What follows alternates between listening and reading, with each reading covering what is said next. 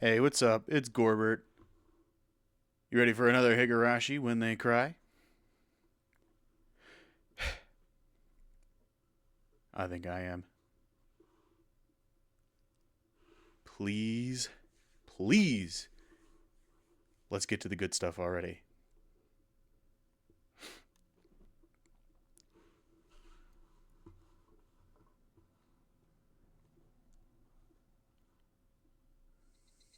Woo! Ooh, ah! Higurashi when they cry. Man, man. I'm ready to just jump right into it and let's do it. Yeah. Yeah, basically, let's fucking get in there and do it.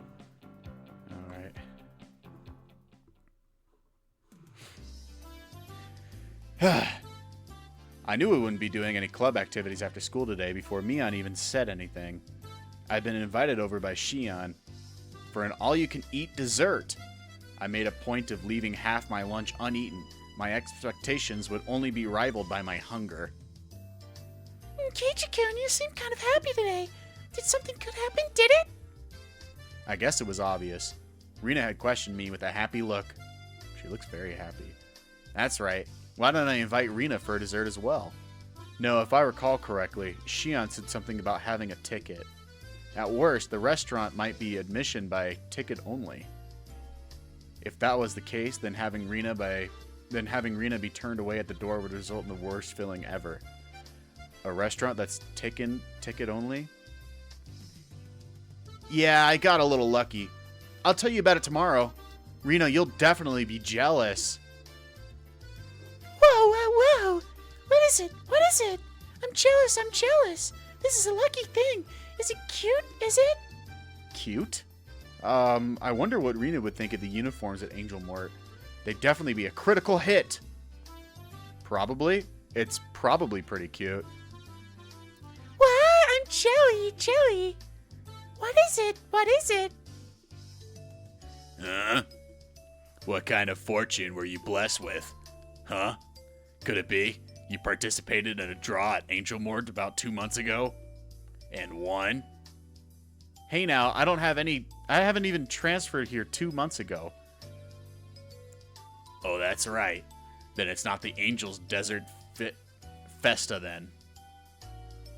Mi-chan, what's an Angel Desert's Festa exactly? I want to know that too. You know, there's that family restaurant called Angel Mort right by Okinomiya Station. Every season they hold an event to promote their new dessert menu. That's today. Oh, it's no use going. The restaurant is reserved for people who won the draw. Mion explained once again what Shion explained to me last night. Rina will have to stop by the restaurant sometime. I'll do my best to draw a winning ticket and aim to enter the next all-you-can-eat event. Ahahaha! Knock yourself out. By the way, this is just something I heard, but there's a rumor that the tickets are being sold in the black market for a pretty penny. Hearing that story, I felt even more appreciative of the ticket that Shion had procured. I just thought I was lucky to be able to eat dessert for free, but it turned out that the ticket was much more valuable. The number of things I had to thank Shion had increased again. Thanks! I didn't know it was worth so much, I whispered in a voice only Mion could hear. Only Mion could hear it. That was how I conveyed my feelings. Mion looked at me for a moment before she tilted her head to the side and smiled confused. What? Did you say something? It would be a problem if you said something to me right now. That smile seemed to be telling me as much. I guess Mion wouldn't be accepting my gratitude while she was Mion. I'll go to the restaurant. Bet I'll thank Mion when she's Shion. Well then, this old man will take his leave here. The work today is gonna be rough. Later. Mion waved her hand energetically as she left. Hey, Keiichi-kun, Mi-chan is kind of weird lately. She's elated or something. Huh? What? You think so? Rina was pretty sharp when it comes to these types of things. To me, Mion seemed the same way as always, but Rina apparently felt something different. You don't know, Keiichi-kun? Totally thought you knew. Rina's skirt fluttered as she spun around with a coy smile. Know what, exactly? I was obviously weaseling my way out of the question, but I wasn't lying.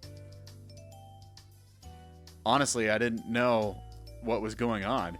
Why did Shion, a persona of Mion that she'd created, appear before me?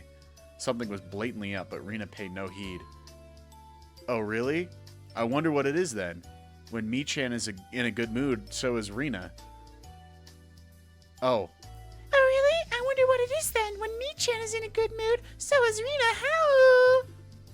Saying that, she spared her arms wide and spun around happily. Okay, I'm trying to imagine that in my head. I didn't know why, but Rina was in a really good mood. It was so infectious that I had to smile too.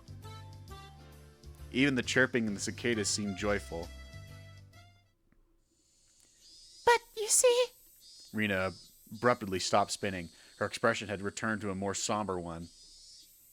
You see, Mii-chan, lately, she'd been in a lot of pain. A lot of pain? What do you mean, pain? The pain that Rina was talking about probably wasn't physical. At first she tried to pretend it wasn't a big deal, but like a wound, it began to fester and grow. Eventually she had no longer been able to bear the pain and woke up in the middle of the night. And then she phoned Rina. Mii-chan was crying. I'm sorry.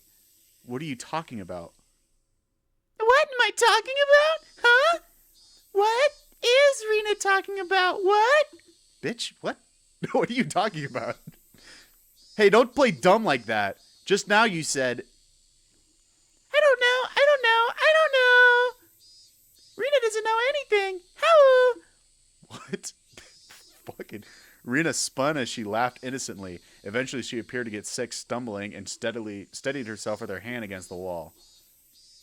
How? The room is spinning. That was dumb. That's what you get for getting carried away with spinning like that. So sorry. I think I feel sick. What the hell is wrong with Rina, bro? She's acting like a fucking lunatic. I'll lend the ditz his shoulder to lean on. It's mean. To be stumbling around like a newborn foal at this age is actually quite a feat. Rina, in a good mood, only babbled incoherently after that. I laughed as I responded and chided her. Is she actually brain damaged? What the fuck happened to her? However, the chance to revisit that heavy topic Rina had brought up before had never arrived. As soon as I got home, I tossed aside my school bag and changed in a hurry. The effects of only having a light lunch were starting to show, as my stomach began to let out fickle growls. Alright, let's go to Angel Mort. It's time to face the land of endless dessert. Preparations for battle are complete. Totally ho! Tally-ho. Angel Mort had decidedly different feel to it compared to yesterday. Desert Fiesta today. Admittance by reservation only. Nonetheless, the front of the store was being swarmed by a dozen young men. Judging by how they were looking upwards and jealously, instead of entering the store, they weren't invitees. Why would they gather here if they knew they couldn't get in? I found out the answer when I passed through the crowd and began to climb the step stands to the restaurant. Are you a participant? Do you have a ticket? Yeah. Well, I was lucky. As soon as I said that, I was immediately mobbed. It was like being in the middle of a football scrum on a crowded train. What is going on? Their reason was this. It wasn't just one ticket per person. One ticket could let up to 4 people inside. So it's like that, huh? Seems like I should have invited Rina and the others. Thanks for the tip. But I'll pretend I didn't hear that. It's kind of mean.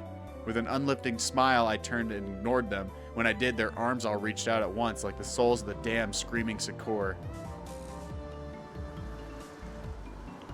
That ticket can admit up to 4 people! Please bring us with you! What selfish people. This was the only reason they were crowded in front of the restaurant. Dozens of wretched arms reaching out for me like the teeth of a giant rake and grasping at the air.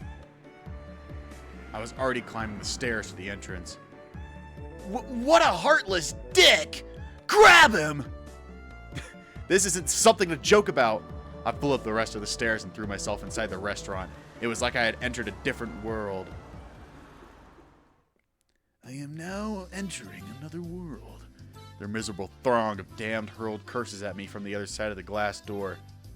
But inside of this completely soundproof and air-conditioned restaurant, with the angelic smile of a waitress to welcome me, they were nothing more than a refreshing piece of scenery. I knew that I shouldn't laugh, but I began to let out a sinister cackle. Good afternoon. Welcome to Angel Mort. Due to today's Desert Fiesta, the restaurant is reserved for customers who won the draw. Could I ask you for your name and ticket? I don't have a ticket, but I should be on the guest list. Mayabara? Mayabara? There it is. I'm sorry, but may I please have your full name? Keiichi Mayabara? My apologies for the inconvenience. You're here by special invitation, right? I'll show you to your seat. Please, this way. The mood inside the room was incredibly heated. The booths were packed to the brim. Men in their prime were stuffing their faces with dainty desserts that didn't suit them at all. It was a rather unnerving spectacle. Soon after I was shown to my seat, Shion arrived. Oh. Good afternoon. Welcome to Angel Mort. Hey, Shion. Thanks so much for today. I really appreciate it. You were a bit late, so I was getting worried. I'm really happy you came, though. It may have been because other customers were around that her tone was less casual, but she still capped off that welcome with her usual brilliant smile. As you can see, there's a lot of customers here today. I'm not sure I'll be able to take a break. Please take your time to relax until I'm finished. When I'm done, let's go play somewhere, okay? Ugh. Some like sexual undertones. Whispering just that last part into my ear, Shion winked and returned to the kitchen. Maybe it was because the mood in the restaurant was so heated, but Shion seemed a bit bolder. Even a small change in her mannerisms was enough to set my heart aflutter and my boner a stiffer. Sorry to keep you waiting. While I was overwhelmed by the atmosphere inside the restaurant, offers from the new summer menu were carried out one after another. Every single one was extravagantly huge. I get it, you can eat all these amazing things for free, no matter a ticket was worth it in weight and gold. On top of that, all of it was plenty delicious. From dishes with a general appeal to insane ones aimed at a specific audience, there was absolutely no gaps in their repertoire. No matter how you look at it, I don't think one person can eat this much. Well, let's just leave it at that for now. I didn't feel relaxed here at all. Probably because the fervor inside the restaurant was clearly abnormal. All the other booth seats were crammed with groups of 4. Sleazy men were gorging like pigs, cutely decorated desserts, and it wouldn't have been a surprise if they started licking the plates. It was more than a little unsettling. It's pretty gross. It piqued my interest, so I started listening in on their conversation and what I heard.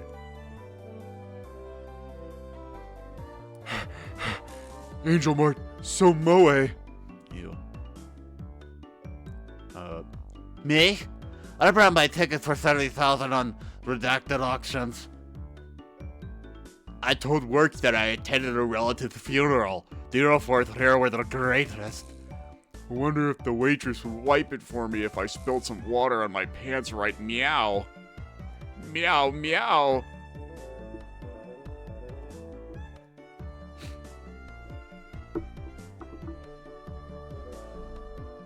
Okay, well. I heard they're planning on selling Angel Mort figures. We'll have to pay heed to the next Wonder Festival. They sell Angel Mort uniforms on the 4th floor of Redacted in Akibara, but they cost 280,000. 'Tis an absurd price! Anmal cost 80,000 when Bobra closed down and going rate of theirs was 12,000. That's a price for used ones. Knockoffs are less than half of that. A knockoff from Redacted is fine with me. I wonder if they'll start selling them. Then I'll put out a Mile life-size figure and I buy one off of blank and several 100,000. If I could wake up every day to an angel from Angel, that'd really get my gears going.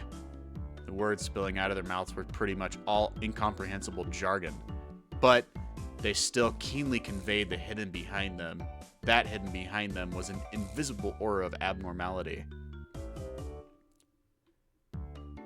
Sorry to keep you waiting. The next dessert is Tropical Cinnamon Love Affair. Is something the matter? Ah, no. It's just everybody in this restaurant is a fucking freak. It's kind of different inside the restaurant today. Our restaurant is pretty famous in these circles. Well, we were aiming for that, so it's all well and good. I actually don't think this is Mion or Shion. But during festas, we're something of the more hardcore crowd, so it can be a handful. The waitress informed me quietly with a wry smile. Customers seem rather riled up, almost like a pack of hyenas. Seems like a lot of the customers today are from unreasonably far away. Those types of people are fairly prone to losing their self-control, so it's a little scary. If you don't keep your guard up, something bad can happen. What did she mean by keep your guard up? Oh, at that moment, a large crash resounded throughout the room. I turned around, started to see the waitress had fallen down and spilled the order she was carrying right onto a customer. Wait, isn't that Shion? Aw. I have a funny story about my uncle. I went to the Cheesecake Factory with my uncle one time, and there was a waitress who dropped a it was either soda or water, but she dropped four I think it was water. It was like she dropped like a whole like plate of like water that was for like a table of 8 onto my uncle while we were eating our food there, and it spilled all over his plate, and he just like sat there like fuming, like the waitress like was like crying, and she was like she wasn't crying yet, but she was like oh my god, I'm so sorry, and my grandma started yelling at her and was like how could you do this to my son and all that, and my uncle was like literally not saying a word, but he was just fuming, and he didn't say a word to her, wasn't even looking her in the eye. And she started crying because my grandma was yelling at her, and another waitress came over and brought her to the back, and then other waiters came over and cleaned up. I was like 8 years old, and then my brothers were like there at the table too, it was super awkward. It was a really awkward dinner, but I still remember it. Yeah. Anyway. I'm so sorry. Your food is Oh, what have you done? The jeans that I bought at a certain specialty shop are for a whole 1,800 yen are all sticky with frosting pant. What the hell is that? For somebody who just met with a disaster, he seems awfully happy. How tragic! It seems that a little Miss Waitress here will have to wipey it up from the bottom of her heart.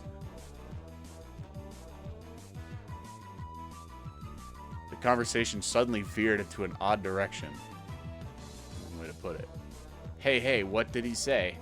Wipey? Did he want Shion to wipe him down? Right over that obviously apparent tent he had pitched over his crotch.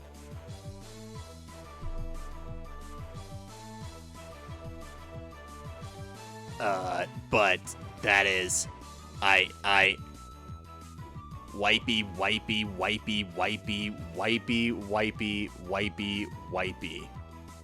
The wipey chant quickly spread throughout the room. Totally cornered, Shion went pale. She looked over to a more experienced waitress for help, but was only met with a head shaking out of pity. Sonozaki-san was tripped. Customers who do that to purposely get their clothes dirty have been on the rise lately. So you're saying she was tripped? Then that happened just now. Wasn't an accident? It was on purpose? The regular girls are careful about it, so they definitely won't end up like that, but Sonozaki-san is only a seasonal hire, so she had her guard down. Customers today could easily pick up on that, so she's been targeted since this morning. What's the manager doing? He should just kick those thugs out. He should call the fucking police. I don't know. I guess you can't really arrest them for that, but it's fucking gross. They're trying to get like a minor to rub their cocks down, bro. It's gross. We're in the service industry, so there's not much we can do about it. She laughed as she said in a resigned tone. Shion trembled uncontrollably at a dishcloth in her hands as she turned bright red. The man who had been doused in frosting splayed out on the bench, putting the cream-covered tent over his crotch on full display. Still mentally unprepared, her trembling hands inched forward to... Can I even put this on YouTube, bro? Come, come, come. It is the time for wipey wipey. From my male point of view, it might have been a ridiculous spectacle I could just smile wryly at, but from a woman's point of view, this is obviously... Go over there and slap those fucks. Dude, what? Get, like... get somebody out here to get her out of this situation. Oh my god. This is insane, bro. Keiichi, you better do something, bro. I don't think anybody else is gonna do this. It's fucked up. This is a crazy world, bro. This is crazy.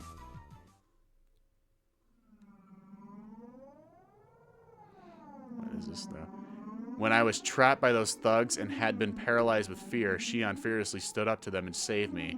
Still, as humiliating as it was, Shion was also partly to blame for this, and it wasn't as though her life was at stake, right? I would say so. That'd be traumatizing. Even these guys, they were just going to jeer at her in a bit of a lewd situation. It's not like they were going to eat Shion alive or anything. It'd be alright if I was just consoled her after... No, it wouldn't, Keiichi. Even I was scared, but Kei-chan was in trouble, so I had to be brave and do my best.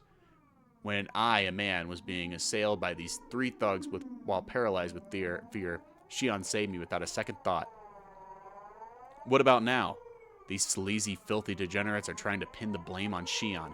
This time, our roles were reversed. Hey, Keiichi Maebara, if you don't save her now, when will you be able to repay the debt you owe her? You scared, Keiichi Maebara? At this time, Mion didn't even show a hint of hesitation. Then what about now? I'm not hesitating.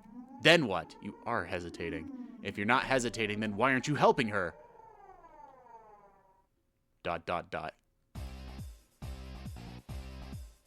Now resign yourself to your fate! Blah! Shut up, you greasy fat ass! Get out of here before I get angry! I grasped Shion's shoulder firmly and pulled her behind me. Yes! Let's fucking go, Keiichi-kun. Kei-chan. It seems you don't understand. It seems you don't understand. Yonder waitress was the one who wet mine pants. This is her punishment. The one who needs punishing is you. Enough with the empty words. If you're a man, talk with your fists. Thud, smash. My body was lifted in the air like it was nothing. I was thrown right back into my own seat. This guy is strong. No matter how you look at it, athletic and this lardo aren't even the same area code. Many otaku are unexpectedly well-versed in some of the obscure martial arts. Don't be misunderestimating us. The man smirked, showing off his gum line. Ew. Kei-chan, are you okay? Damn it, how lame I must look right now. No, I think you look pretty cool still. You were tripped, weren't you, Shion? They're the ones in the wrong here, so don't let them take advantage of you. That may be, but it's still my fault. Whoa! One more time! Let's do it! Snap, thud, crash. Don't you go thinking this is enough to make me give up. One more time! Whack, snap, thunk. Oh, you're all talk. I'm not done yet. Rise, my will to fight. Not just running, I planted every one of my steps firmly as I closed the distance to the lard ball. Kill him. Each time I ripped my foot off the floor, I could feel my burning spirit flare up from the point of impact. Everything slowed down like I was walking underwater. As I stepped forward in that vicious flow of time, I calmly measured the gap between us. With our differences in height, reach was my ultimate advantage. There was an ever so tiny distance between us where only my punch would be able to reach. I unleashed my iron fist of righteous anger, but it flew towards his face slowly like it was punching underwater. Reacting to that with a smirk on his face, the fatso easily slipped inside of my punch. I hadn't realized it until now, but in this mired time, I was able to observe his baffling counterattack with almost painfully clarity. His arm slowly swung around with a large windmill motion, wrapped around my whiffed punch, and descended in an arc. That arm swung around like the arms of a clock, then came into contact with my head, twisting my upper body around. Dragging my head along, he followed through with another rotation. This time he rotated his entire body like a top, followed by another rotation. Combining defense and offense, it was a brilliant counter. That's right, 3 times. I was thrown after 3 times rotation, I think. In this vicious region of mine, I was unable to struggle, and I could only wait dumbstruck until the moment I was thrown. The moment I was, that sluggish temporal and normal abruptly ended.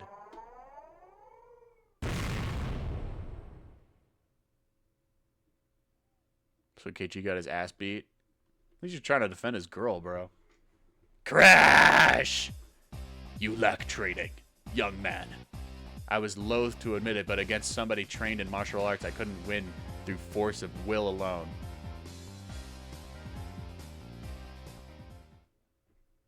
After my consciousness faded in a wave of dizziness, when I came to, I was lying down in my own seat. So not only is this guy a pedophile, he also beats up children. It's very cool. This guy should be in jail, 100%. Thankfully, you weren't injured. The more experienced waitress from before wiped my seat from my brow with a towel. While she was doing that, a red-faced and teary-eyed Shion trudged over. Are you okay? Doing that all for my sake. I'm sorry. I'm sorry too. I wasn't much help. I've never won a fight before. No, you just trying to help me made me happy. I'm not joking. It's just that I wasn't thinking that I was lucky Kei-chan came here today. As she said that, she struck her tongue out teasingly. She wiped off the whipped cream of the washcloth she was holding in her hands. So Nozaki, you can take your break now. You still have 1 or 2 hours left, don't you? Don't tell me she still fucking cleaned it up, bro. That guy should be in fucking prison! It's not fair!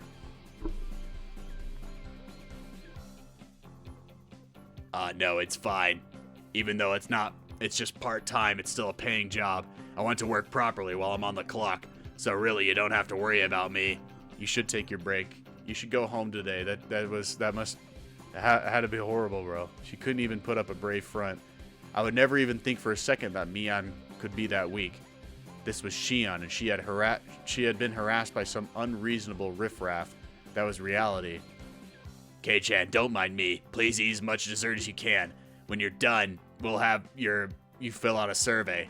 Well then, I got to get back to the floor. After some consoling words and sympathetic smile to Shion, the other waitress started to head back to work. That's where I stopped her. Excuse me, could I borrow your phone? The phone? Oh. The phone? It's by the register. I'll show you where. I pulled a 10-yen coin from my wallet. This wasn't about saving face. My being a worthless coward was an unchangeable fact, but I couldn't just cry myself to sleep about that later tonight. You're not a coward. You stood up to him. Now was not the time for tears. I had to fight. If I recall, 1 ticket is good for up to 4 people, right? Is it alright if I call over 3 more people? Yes, that's fine. For the time being, I'll write them down on the guest list. Could I have their names? I turned around and glared at the greasy hooligan who subjected Shion to that humiliation. Oh, yes. Rina's gonna come over and hack him to pieces, bro. There are 3 things that aren't working in your favor today, punk. The first is that I owe Shion. The second is that I am a man who's not afraid to throw away his pride to win. And the third is that we're the most powerful club members in history. Please add Rina Rugu, Satoko Hoju, and Rika Furuta to the guest list. I don't know. Rina has like martial arts training, I guess. And I don't know, she's crazy and she could stab him and kill him. Satoko and Rika are just children, bro. You're just adding to his kill count. Understood. I'll do that. I'll have the best and most powerful club members join the fray. They can bring down 1,000 foes. You fat asses, prepare to meet your maker.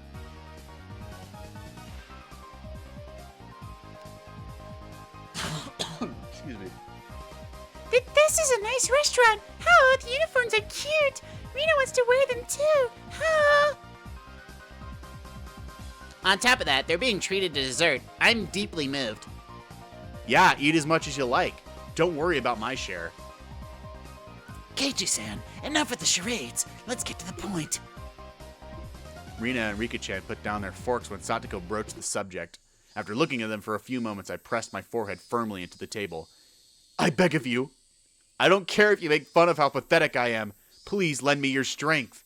The three of them seemed surprised by the sudden turn of events, but nevertheless listened to what I had to say without making fun of my usual behavior. Well, what's the matter? Something happened, didn't it? Didn't it? Actually, Mion's younger sister Shion is working part-time at this restaurant. Ah, that little sister you were talking about, right? Can it be her? Can it? She resembles her. Resemble? That's not Mion. With her hair down, isn't it? I didn't know what to say. If Keiichi-san says that's Shion, then that's Shion. They might be twins, but can they really look that much alike? They're twins. What do you fucking mean? They're called monozygotic twins. They really can look identical. Rina gave the most plausible explanation, so everybody else was convinced. Well, and do you believe me? I'll get to the point then.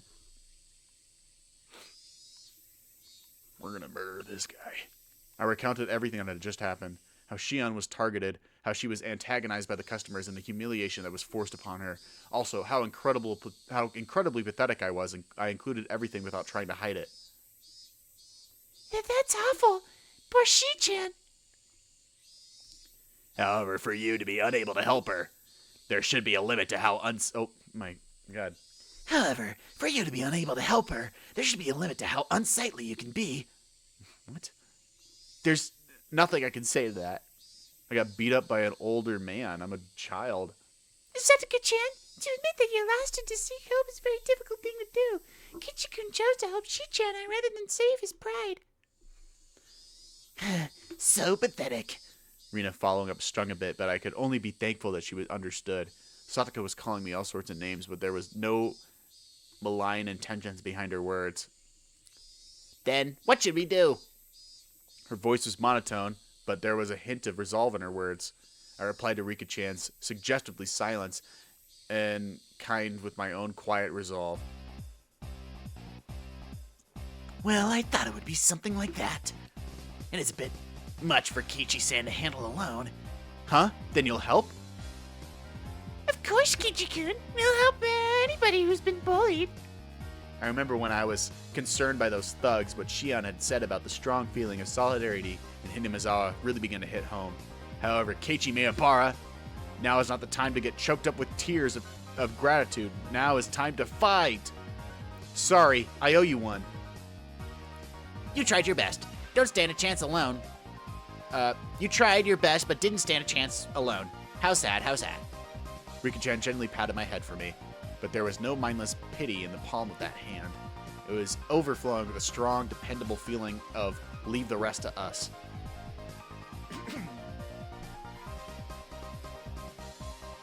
Mion can't join us due to various circumstances, so I'll temporarily be taking command.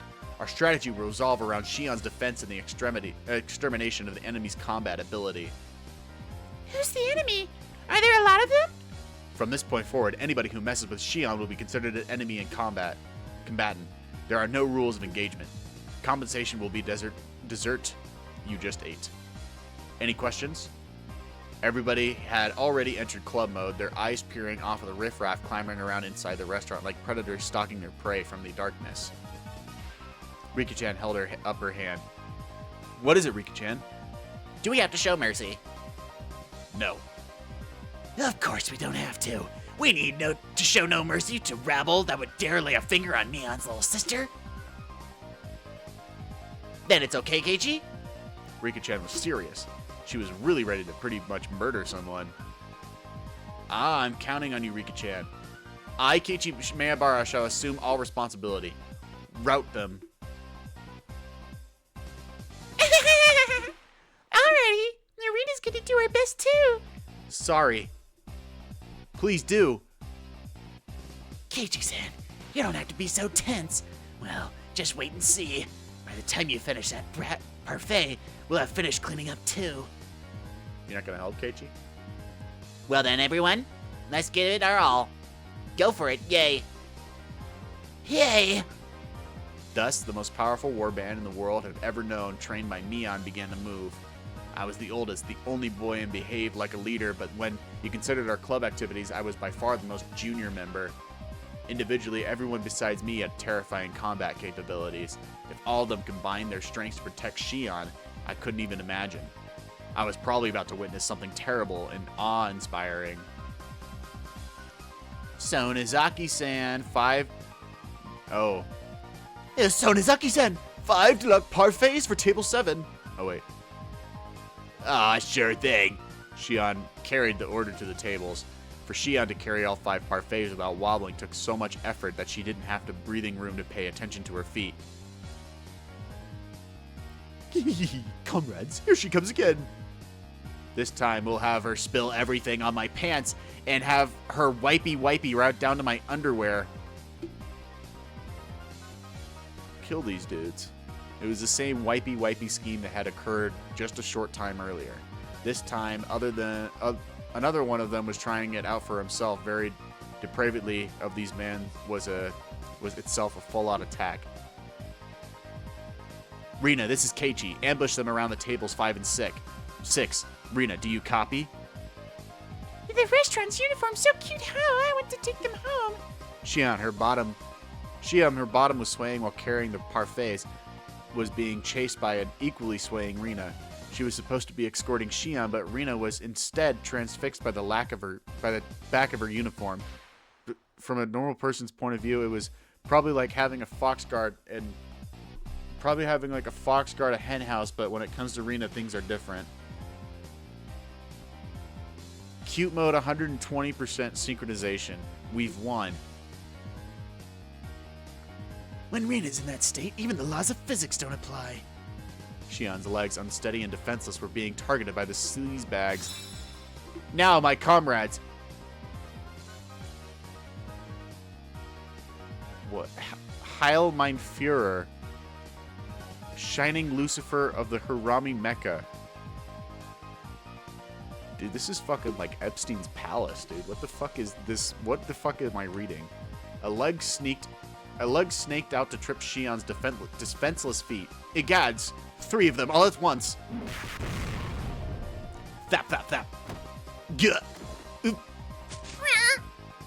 It happened in an instant. The 3 fools would writhe in pain as their legs bent in unnatural angles. Oh, yes, he broke their legs. Arrgh! What is this madness? Yeah. Oh, Rita teetered into view and gave them a warning. Oh, no mischief, okay? No means no. Yes, no means no. Rita going to be the one to take her home. This girl, what's with that strange technique? The human scum clutched at their bruised ankles as they passed out. That's our Rina-san. No matter how many times I see it, it's always frighteningly quick.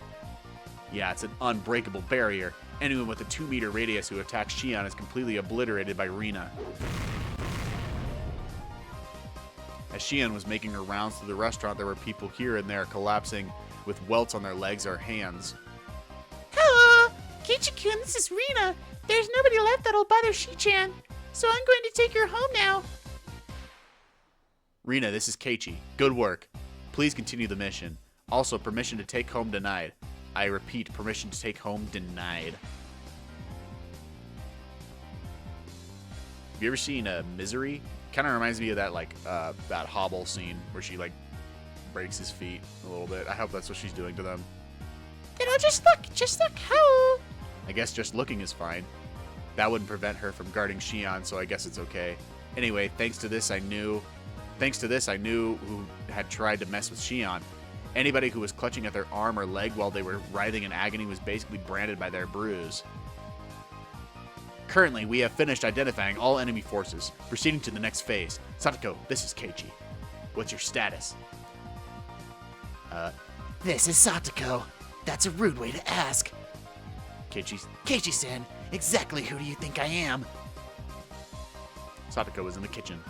She had spread open a sketch of the restaurant on the counter. Replay with order chits of their destination, and now,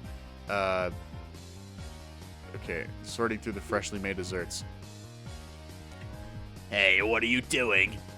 Now, Sonozaki-san, it's all right. Just leave it to her. More importantly, we're taking all these orders out at once, so I'm counting on you. The veteran waitress was briskly directing her juniors as the trays went out after another. All the desserts that had passed through Satoko's hands were delivered at once. Hello! Lots of cute dresses. Desserts are coming. Hello! I think you know this, but don't touch them. At least if you still value your life. I know, but now... Certainly, they were all incredibly cute-looking desserts. They were all works of art that you could enjoy before even taking your first bite. However, since Satoko had meddled with them, they were nothing more than an unpredictable danger, blissfully ignorant of the fact there were men now stuffing their faces. This is... Almost right away, they realized that something was wrong. Satoko, what did you mix in there? It couldn't have been salt or Tabasco, right? My, what are you saying, Keiichi-san? You said no mercy. I might not look like it, but when I get down to business, I like to be very thorough. As she said that, she twirled a dubious file in her fingers before putting it away smartly into her pouch. Rika, this is Satoko. The customers are moving. Escort duty is all yours. Leave it to me. Come to think of it, I didn't see Rika-chan anywhere. Where could she be lurking? Clatter, clatter. Several men stood up suddenly from their seats surveying the restaurant for something, their restless fidgeting, and that look of relief when they found the single placard hanging from the ceiling. Written on the placard was the word restroom. Oh, she gave them laxatives. They began a mad dash in that direction. It wasn't just one or two people. All the people that were branded as the enemy were standing up from their seats while clutching at their stomachs. Ugh, I think I was a little too greedy. Where's the washroom? Mewtwo. Not a number one, but a number two. I need to crash out, meow. Where the toilet at? I found it. You're in it now. What? I feel dirty just thinking about what Satoko probably did to their desserts. The problem was how to follow this up. I was intrigued, so I followed the rush of men to the washroom. The narrow hallway connecting to the restroom was crammed with about 10 men. What is this? As I peered over to see what was happening, whoa! Seeing that the toilet was clogged and backflowing, unleashing a loud gurgling sound and a terrible stench. There was no way to use it in this state. Damn, that's Satoko! What a frightening display of power! No, this wasn't Satoko's doing. It was divine punishment. Yeah, they were just unlucky. I'll just apologetically ask one of the employees here to clean it up. I can't do my business like this. Erg! What do we do, meow, comrades?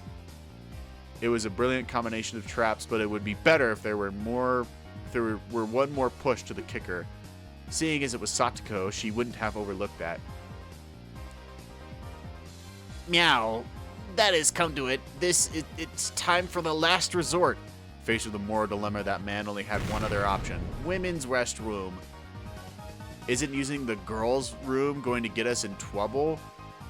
I'm pretty sure there's no female customers today. Why didn't I figure that before?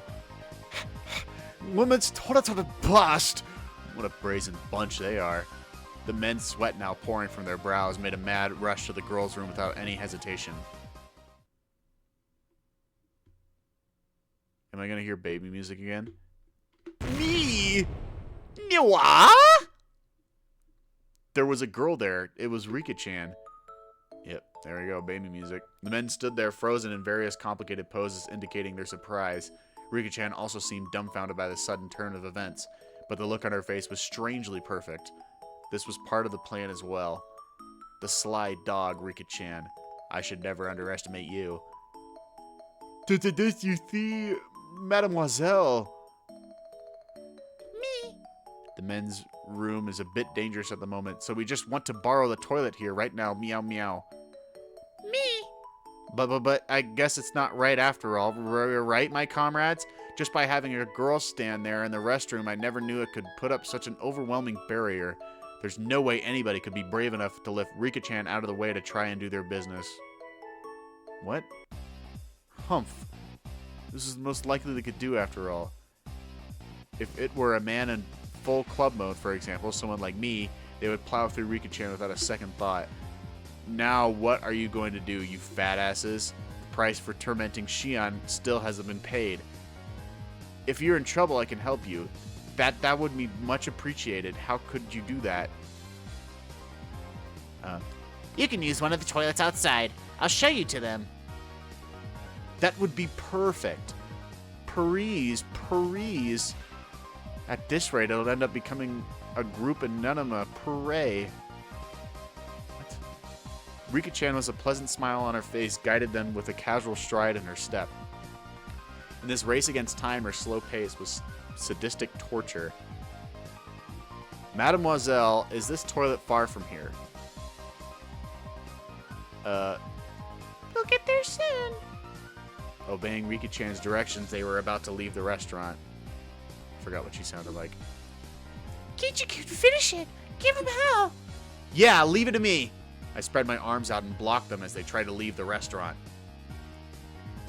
What is the meaning of this? We're at DEFCON 1 here. Listen up, you tubs of lard. Isn't DEFCON 1 the lowest? I thought like DEFCON 5 was the highest. Right? DEFCON 1 means like there's like nothing happening. Am I crazy? I might be. I might not know what I'm talking about. Listen up, you tubs of lard. You know what happens if you even set one foot outside this door, right? What is the meaning of this preposterous statement? Look, it's written right here on the ticket. No valid re-entry. See? You're free to use any toilet you want, but the moment you step outside, that door can't come back. Boom! Good.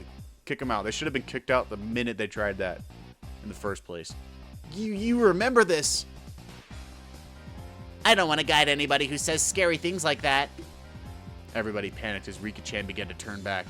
They could only figuratively and literally fall in line. All the waitresses also lined up to see them off. Thank you very much for coming. We shall return! Please don't. Kill yourselves. All of you kill yourselves. Clang, clang. The bell rang playfully and the door shut behind them. How pathetic. Too easy. We did it, yay! Rina and Satoko clapped their hands together. Woo! I couldn't hold a candle to those guys, but by myself. But then they. Wow, I couldn't hold a candle to those guys by myself, but when we get the group together, we sent them packing like a herd of cattle. With opponents this week, any of us could take them on by ourselves. Keishan, you needed to up your game. I was loath to admit it, but Satoko was right. Damn it! One day I'll be strong enough to be worthy to stand alongside them. But I'm really glad we were able to protect Michan's little sister. Now there's none of those bad people who were pulling pranks left. You're blessed to have such wonderful friends, Sanazaki-san. The veteran waitress was also smiling. Oh, that was the waitress. After the herd was sent packing, it had calmed down completely inside the restaurant. Shion was flustered as she glanced between us and the now empty seats. You did that for me? I mean... Shion's expression was somewhere between happy and guilt-ridden. Her face had turned slightly red as she ran into the kitchen. Wow, Shi-chan is cute. They really are twins. How? Given Shion's personality, there's no way she'd tank us directly. Tank us? We might have been a bit excessive in our means, but I'm really glad we were able to save her.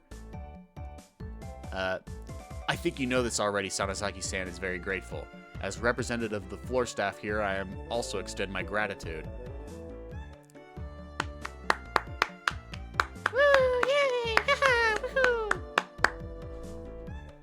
The applause quickly spread throughout the entire restaurant. Not only the other waitresses, but also the customers that were generally there to enjoy the desserts. Everyone was lauding our efforts.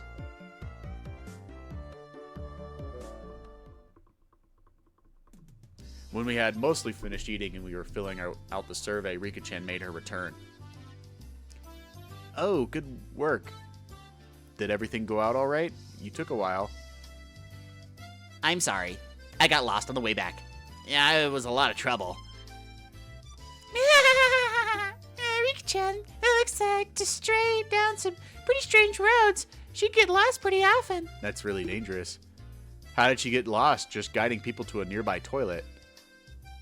Everybody has their strengths and weaknesses. Rika had a lot of strong points that made them make up for that. I can see that. That expression in the girls' room. You're quite the thespian. K-chan was being horrible. He was thinking, if I were in their shoes, I'd just run her over and rush into the washroom. What? Did what I was thinking show up on my face again? Well, that just means... What? Kichi-kun was a pervert? What? No, I think that makes him... Wait. Doesn't that make him not a pervert if he was like, I got to shit, get the fuck out of the way?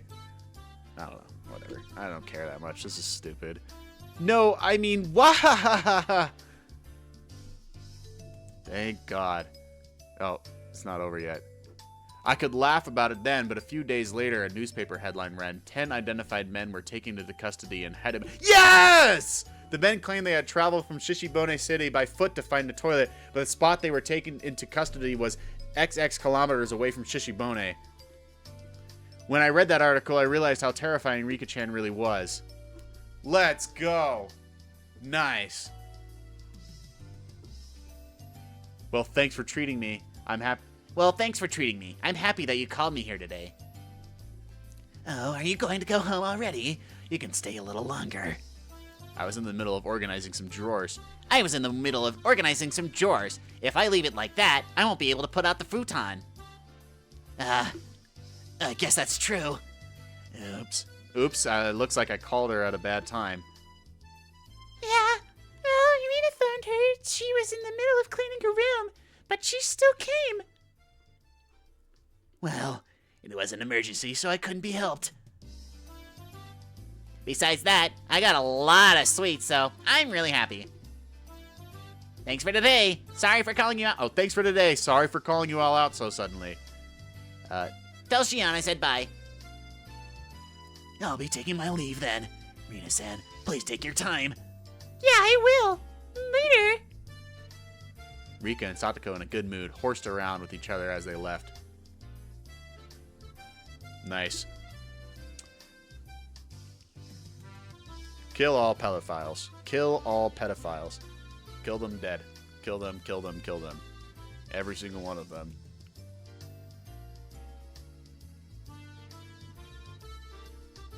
While Rina and I were having a discussion about the desserts we just ate, Shion arrived with some coffee. Oh, did the two little ones leave already? Hearing them called the little ones was so strange, I inadvertently burst out laughing. Apparently they were in the middle of cleaning, so they went home. Shion had brought enough coffee for 4 people. I heard from my senior. It seems that you went through a lot of trouble for my sake. There was no trouble at all. None other than Shi-chan was in a pinch after all. Oh, is it alright if I call you Shi-chan?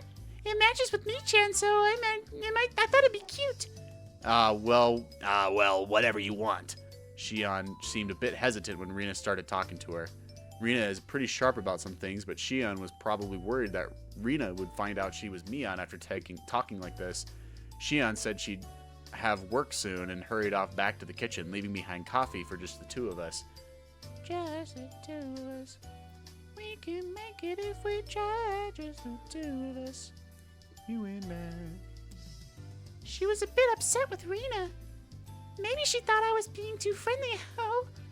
She's just embarrassed.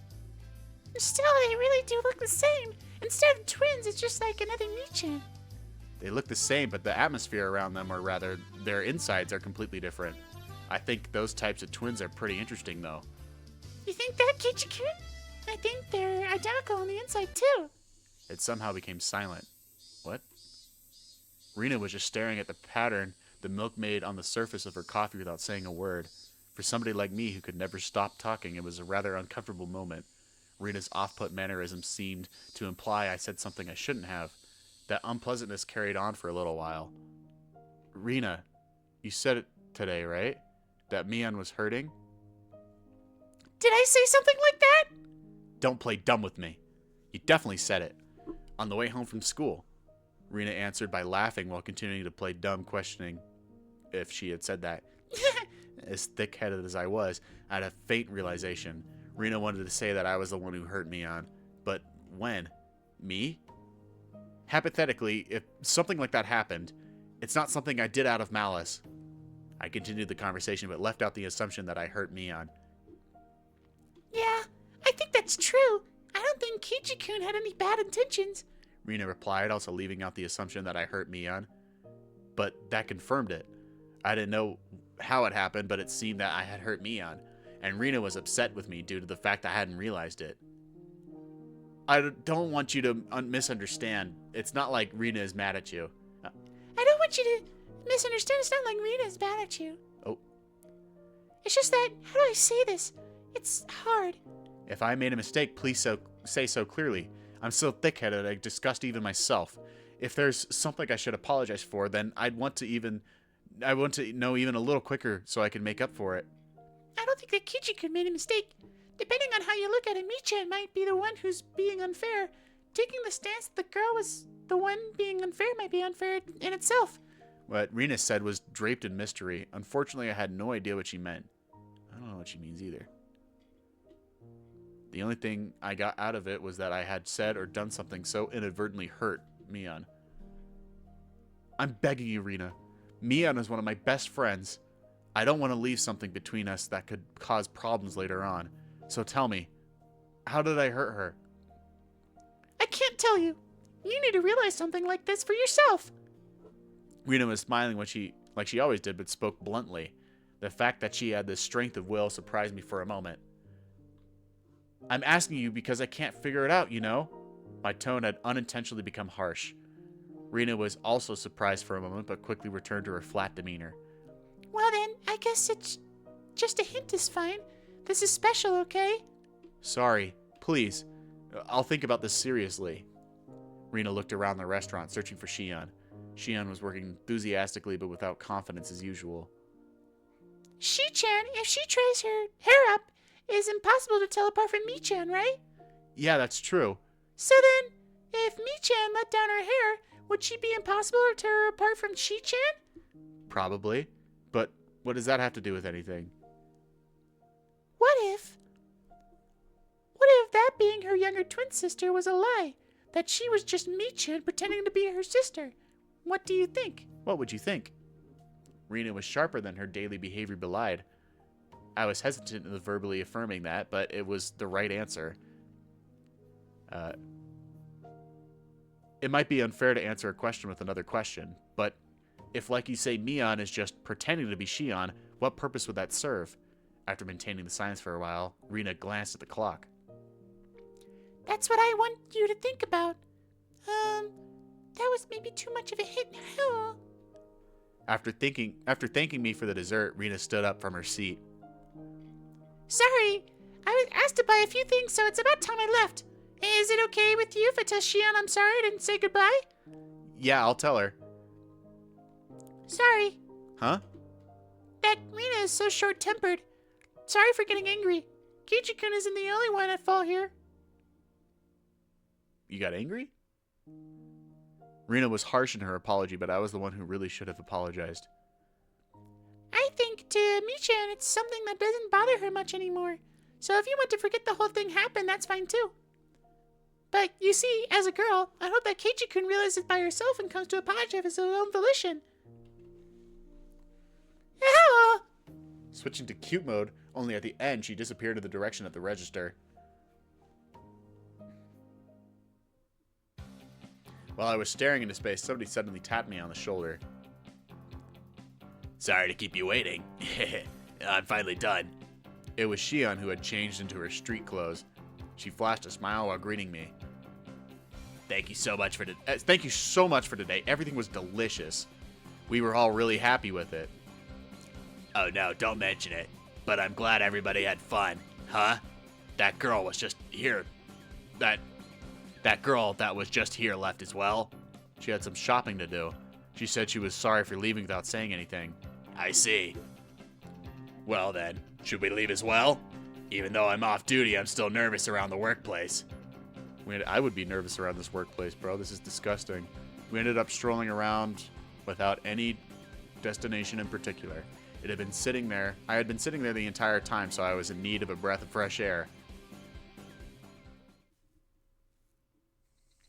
When we left, the sky had already become draped in a veil of darkness. Ah, it's gotten dark already, even though I promised to be finished early. Shion seemed upset that there wasn't much time left. Oh well, at least we've got a little time to chat like this. Saying that, Shion set out for the three-line boulevard behind the station. The front of the station was slowly becoming crowded with businessmen heading home. Well then, I guess I should start with an introduction. I was mistaken for my sister when we first met, so we never got to properly introduce ourselves. I could only smile and laugh wryly. My name is Shion Sonozaki. I'm only similar to my older sister in appearance. My sister is rough around the edges and hot-headed, but I'm a composed and methodical person. I remember what Rina and I had been talking about earlier. I said that they looked the same, but their personalities were different, while Rina said that they were both the same. I don't know what tipped her off, but Rina figured out that Shion was Mion. Also related to that, she said that I hurt Mion. Rina had given only a hint. That was, why is Mion pretending to be Shion? Shion, what did you hear about me from Mion? Shmion. My sister seems to have taken a liking to you. She talks about you quite a bit. Like about club activities, about getting pranked and pranking you back, boyish kind of stories. You really do get along. Boyish kind of stories, huh? Come to think of it, I think there was something Shion told me before. Kei-chan, you don't think of my sister as a girl, do you? Was that what happened that hurt Mion? Mion herself said that she wished she'd been born a boy, and that being a girl didn't suit her. She said a lot of things to that effect, didn't she? Kei-chan, you look like you're having fun. Huh? No, that's not true. Even though you're bad at hiding things, you sure like to lie, don't you? Still, I don't hate you for it. Saying that, she lightly chopped my forehead. Even though Shion was enjoying herself, I still was trying to figure out how I had hurt Mion. I was having a hard time figuring out the riddle that Rina had left me with. Hey, see that? Don't you think it's pretty? You think even a guy would find it pretty? Yeah, it's pretty. Shion was having fun window shopping, dragging me by all sorts of stores I would normally never enter. It wasn't like she was begging me to buy her anything, and I wasn't getting bored either. It was just something to talk about as we walked around. In an easygoing way, we browsed through numerous stores. We discussed all sorts of topics I knew nothing about, but I didn't lose interest. I had the feeling she was good at conversating. Kei-chan, is this your first time doing this kind of thing? Yeah, it is. If somebody didn't bring me into these accessory shops, I didn't think I'd set foot in one in my entire life. Not that. I mean, more like this. Bwah! I leapt back when Shion suddenly linked her arm around mine. Oh. Hey, you don't have to act so surprised. It's not so embarrassing to link arms with a girl, is it? Shion's expression was a little bit miffed, but suggested at the same time. I'm not embarrassed. If you want some arms, I can spare one or two. Here. Kei-chan, you really know how to entertain someone. I see why my sister took a liking to you. If you don't want my arm, I'm taking it back. Ah, come on. I'm happy to have it. Laughing in good spirits, Shion locked her arm with mine. My heart skipped a beat. This question might be a bit mean, but I want to enjoy seeing your reaction, Kei-chan. Have you ever been arm in arm with a girl before? Around a bonfire at a field trip doesn't count, by the way. That little devil. She was asking that question knowing full well what the answer would be. Well, the field trips are out. This is rough. I thought as much. That impish laugh. It really is the same as Mion's. You really are Shion, right? You're not just Mion saying that you're Shion, aren't you? Are you thinking that my sister might pretend to be me? I thought you were twins until just now, but that way you mess around is just like Shion. You're just saying that. You can tell us apart easily. What do you mean by that? If my sister was holding your arm like this, would you get nervous? I would. I'd be completely on edge worrying about when she would go for an arm lock. Shion laughed so hard she had to hold to her sides. Hey, is this really that funny? You're tearing up. No, it's just, I was just thinking about how hopeless my sister is. She isn't even able to get a young man hot and bothered while she's arm in arm with him. She really is a failure as a woman.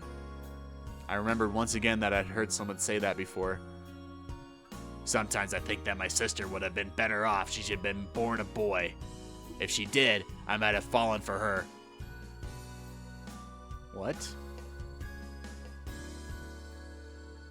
Shion, pause. What are you saying?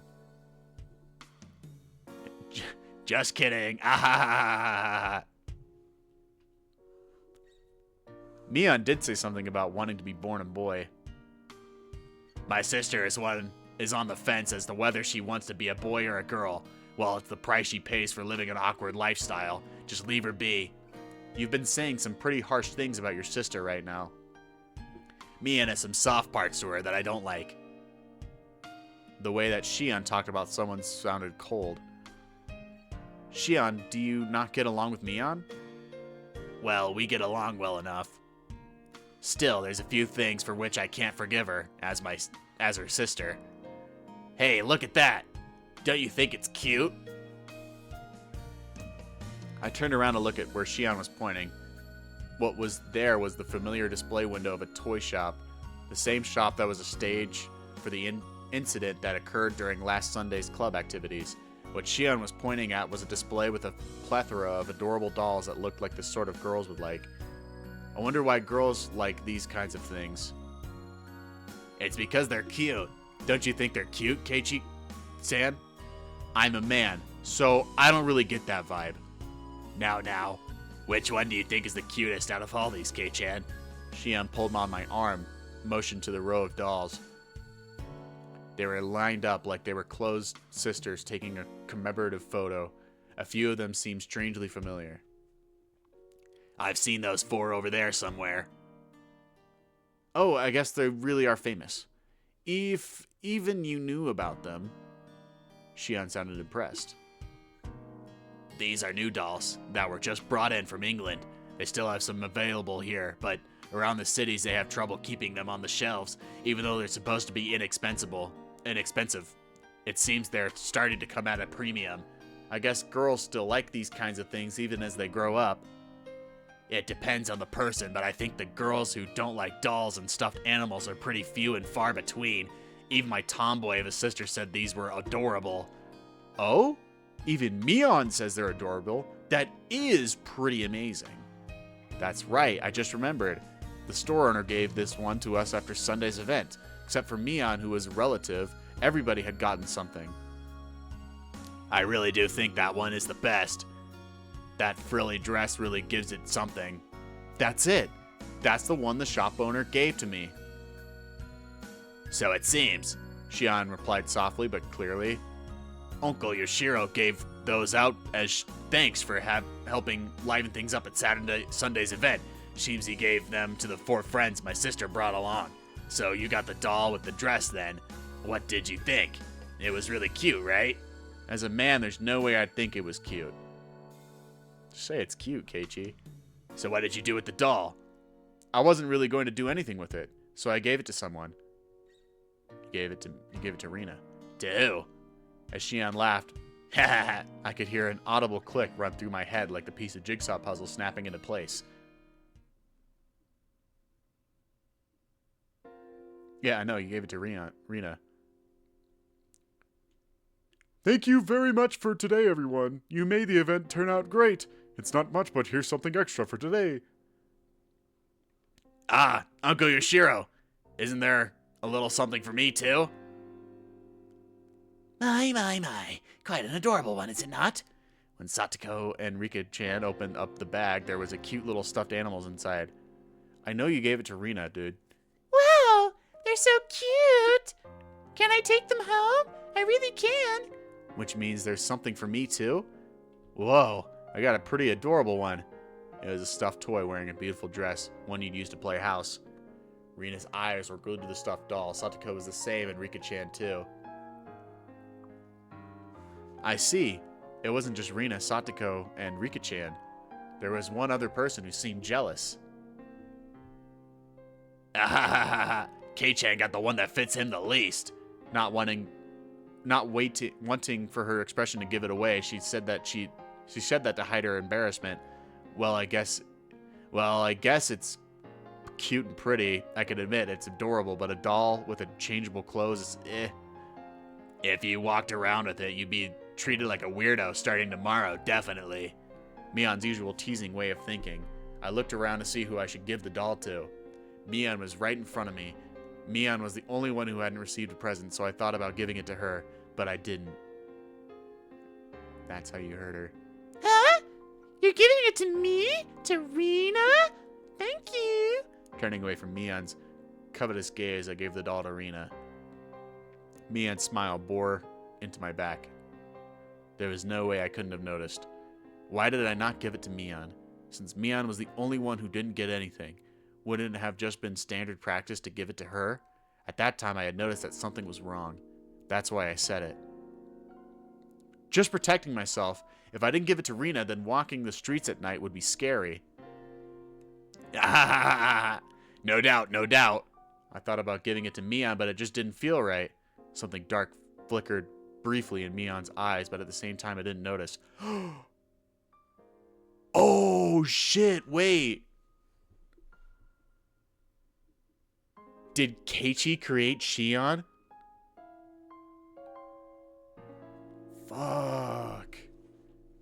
Is Shion's like Mion's cope that Keiichi doesn't see her as a girl? Did she like make a feminine version of herself? Dude, that's sad. That's actually sad. I had thought to give it to Mion. Why didn't I? You know it. I sometimes wonder why I wasn't born a boy. Mion herself had said that with a laugh, so I didn't realize that I had hurt her.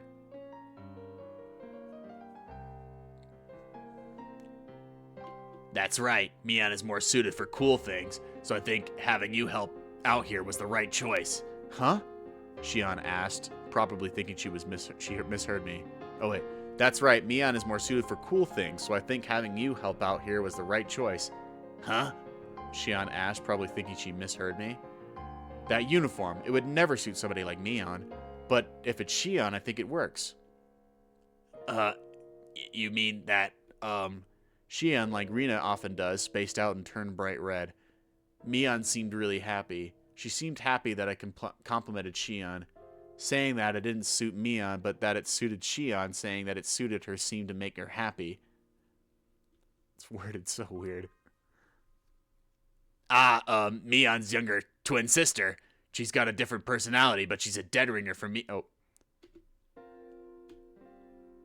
That's right, we look similar, but our personalities are completely different. I'm very kind and thoughtful, but Shion has a cold and scary personality. I think that when you guys were born, Shion got all the feminine aspects. Unlike Mion, she's a cute, cheerful girl. Mion made a strange face that was both angry and happy at the same time. It seemed she was happy that I said Shion was cute. Sneaking a look inside the box to say that she just put some of the leftovers inside would have been a lie. There was an elegant meal stuffed inside. Is it really okay? There's not like a ton of hot sauce mixed in it or anything, right? Jeez, I'm not my sister. I wouldn't do that kind of thing. If you don't like it, you don't have to force yourself. I'll just go home and eat it myself. I'm not my sister. That was how she said it. Shion was insistent that she wasn't Mion. She was saying that she was Shion, and that I shouldn't think of her as Mion. When Mion was Shion, it carried a special meaning. Michan is mysterious, right? She's a girl, but it's like she's a guy. That's what Rena said. But, you see, even that Michan is actually really feminine. Rena? How much did Mion pay you exactly? That's not true! Jeez, I'm trying to have a serious conversation, you know? Rena began to pout. Now probably wasn't the right time to joke around. Michan is the club president, so she's trying hard to lead everybody, but she's really a very cute girl. I really don't want you to forget that, Kichi-kun. There was never a riddle to begin with. Rena was saying that the answer was right in front of me from the beginning. So then I don't know what's going on anymore. Yeah! I know Kei-chan didn't mean anything wrong. At least, you didn't intend to. Yeah, Kichi-kun is the type of person to hurt others, so there's no reason for you to feel hurt by Miss Michan. Then, what was it? Frustration? Sadness? I don't know at all. Did you want it? The doll, I mean? Even if you gave it to me, Rena, that wouldn't solve anything. You're right. How about this, Michan? Try asking Kichi-kun. You might be able to solve the problem if you tackle it head on. There's no way I could do that. Is it too embarrassing to do that now? I want to try again, as somebody other than Mion. This time, I can be more honest with myself. Don't get me wrong, I'm pretty fond of the relationship I have with Kei-chan. This might be selfish, but one more time. Kichi-kun will definitely notice. I wonder if that's true. Rena will chill you on too, so let's find a way for you to ease your sadness. Believe me, I won't let anything happen that'll make you cry, Michan. I'll believe. I'll believe. Kichi-kun will definitely come to understand. Let's say he's sorry for saying something so callous. Then he'll bring you to that store and buy you that doll for you as a present. Yeah. Yeah. And then, Michan, you'll say, thank you. You can't fool around. Say it honestly. Yeah. Yeah.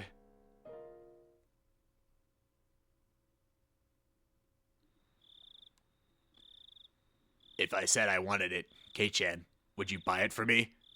Mion said quietly, doing her best to quell her embarrassment. I would have reflexively begun to lightly tease her to hide my embarrassment, but like Mion, I quelled that impulse. Okay, Mion. As thanks for everything until today, I'll buy you whichever one you want. My voice cracked with unfamiliar words. In order not to lose to Mion's trying her best, I tried my best as well. But I'm not Mion, I'm Shion. Shion then. I'll buy it for you, Shion. Shion looked down. Red-faced, she pointed at the doll in a dress through the store window. Is it really okay? Is it really okay? The one in the dress is a little expensive, isn't it? This isn't a matter of price. This is a matter of feelings. When I was saved by Kei-chan from those unsavory customers today, I was really happy. Even though my coworkers didn't save me, Kei-chan did. You grabbed me by the shoulder really firmly, right? Right then, you were really cool. Even then, I was so embarrassed I couldn't properly express my gratitude. I clamped my hand down on Shion's head and ruffled her hair roughly, like how I would to Rena and the others. When I did that, Shion, like Rena, would have spaced out and blushed slightly. You don't have to think too hard about it. I should have just given it to you back then. If I did that, then everybody would have had a good laugh. Shion didn't respond. She had turned bright red, like she was trying to hold back laughter and tears. I'll go buy it for you right now. Wait right there. I'll go with you. Saying that, she grabbed onto my arm once again. She wasn't trying to be stoic anymore. I think I know. My sister likes you. Hey, is it alright if I start to like you a bit too, Kei-chan? The unfamiliar situation made my head start to spin. Whoa! What am I doing? I had reached my limit. Swirling Riley to hide my embarrassment, I dragged Shion into the store with me. Excuse me! I went to buy that doll and the dress that's in the window. After a moment, I heard a voice of acknowledgement and an apron-clad employee soon appeared. Oh, shit! Oh! Fuck! Oh, I was fucking right! Let's go! Oh, yes! Oh! Trying to buy me over with that. For a second, they almost had me. For a second, they almost fucking had me. Dude, oh, I knew it was two people. I fucking knew it was two people. God damn, yes, fuck! K-chan! And what are you doing here? This has nothing to do with you. I'm on a date with K-chan right now. Huh? What? Why is K-chan... Oh. Huh? What? Why is K-chan? Oh. Mion looked at me with an expression of confusion and surprise, but that was the same with me. If she was there, then who was that next to me? Said it right at the beginning. I'm Shion Sonozaki. My sister's younger twin. K-chan, you even called me Shion, didn't you? Shion saying that pouted cutely. Wow, what is going on? Tell me, Shion. Not much. I was wondering what kind of person this K-chan you were so infatuated with was, so I happened to give him a ticket to the Desert Festa. There, when I was being bothered by all sorts of troublesome customers, K-chan gallantly appeared and saved me by kicking them all to the curb or something like that. What? Both Mion and I raised our voices pathetically, expressing our confusion to the utmost. Neon, you phoned me yesterday, right? Oh, Mion, you phoned me yesterday, right? I didn't. I have no idea what you're talking about. I delivered that bento for you, didn't I, Keiichi-chan? That was me, right? Or was it my sister? The person known as Mion Sonozaki put together a bento and bravely went to a boy's home to deliver it, maybe? Oh, you're a lot bolder than you look, sis. With a loud pop, a trail of smoke began to rise from Mion's head. No, I don't know. See, Kei-chan? My sister says she doesn't know. So everything up until yesterday was me, Shion Sonozaki. You might have thought that it was my sister pretending to be me, but with this, there's no doubt, right? I couldn't tell from down at that moment. If there was a mirror around, I couldn't have seen my eyes go wide from the shock. Now, little Miss Shopkeeper, could you wrap up that doll in the window? It's the first present from the person I've come to love, so make sure you tie it up nicely with a ribbon. Mion, completely flustered, was being cornered by a sly-faced Shion. My brain had stopped working. Wait, what, huh? Kei-chan! What is going on? Well, let's go. Kei-chan, it's already dark out, so I'll see you home. Sis, sorry, but could you phone the house in Okinomiya? Have them send out a car? Maybe a van that can come fit in a bike, too, please. In contrast to Shion, we had a glee written all over her face. Mion was an empty shell and looked like she could burst out into tears at any moment. Oh, Kei-chan! After that, Mion's grumblings were unrelenting.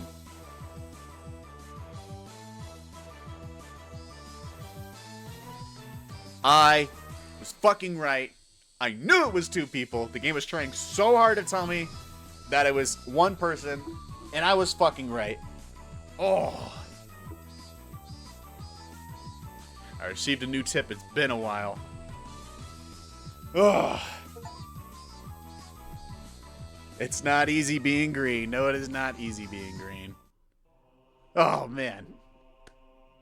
I do have some questions, though. I mean, like, were some of those moments where I was talking to Shion, or were some of those times where I thought I was talking to Shion, she was actually Mion, and vice versa? Sometimes when I was talking to Mion, was I actually talking to Shion? Have they been switching when I didn't know? Like, it is a little confusing, like, to wrap my head around the bento box, where Shion, in order for Shion to have given me that bento box right after school, she would have had to hear about that from Mion, because Mion would have to have called her, and then Shion would have to drive all the way over to Mion's house, grab that hamburger steak or whatever, cook it into a meal, and then drive up to Keiichi's house, and then Shion would give Keiichi the food, right? Like, it doesn't really make a whole lot of sense. And then she just have to drive all the way back out. So it's really just like tedious on her part. So but I'm also wondering if that whole interaction there was, or like before that, or the sad part, if maybe Mion is dressing up as Shion too. Like, Shion is her own person. Maybe she's not dressing up as Mion. But maybe Mion does want to act more feminine to just impress Keiichi. So maybe she is dressing up as Shion just to impress her. To impress Keiichi, sorry. Maybe Mion is dressing up as Shion. I think that fits it a little better. That like bento box situation, if Mion was pretending to be Shion in that situation, not the other way around. Anyway, I was fucking right, and I'm gonna read this tip. It's been a while. Stop saying it's been a while. We've seen each other every day up until yesterday, haven't we? Whatever. If you say so, we'll go with that. Someone from Shion's house came to get me in a station wagon. I'd initially refused, but Shion insisted, and so both my bicycle and I ended up stuffed in the car. Said car was currently driving across the single, bumpy road leading to Hinamizawa.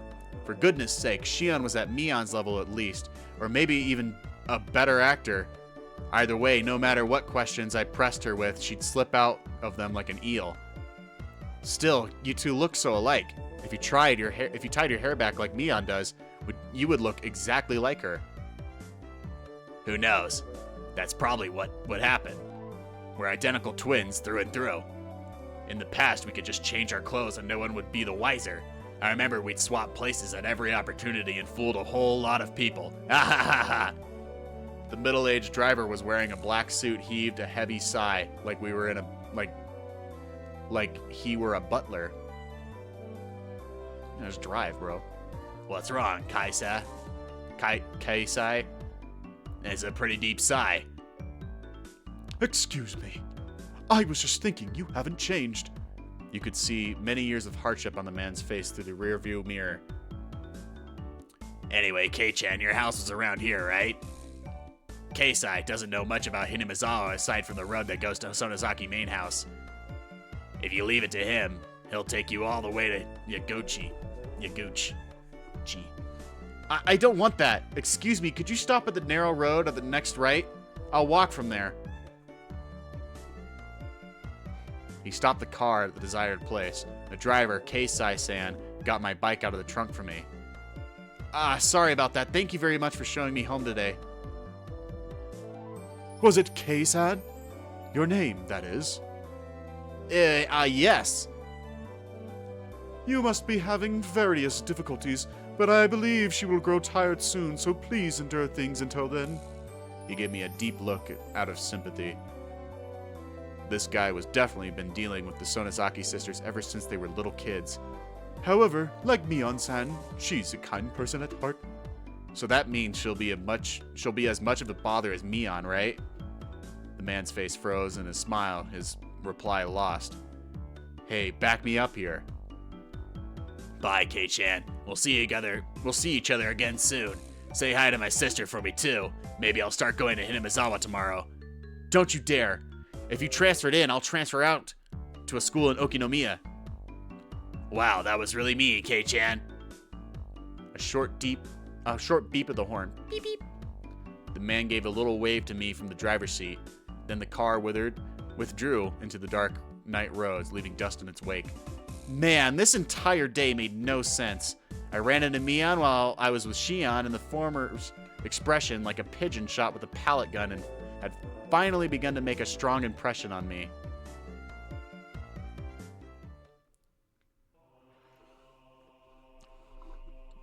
Alright, I guess we didn't really learn anything from that other than, like, they grew up rich, probably. They have a butler.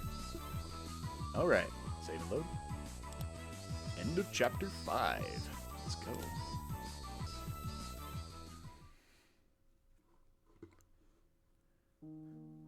The next day. It was a strange day where Mion was desperate to regain her composure.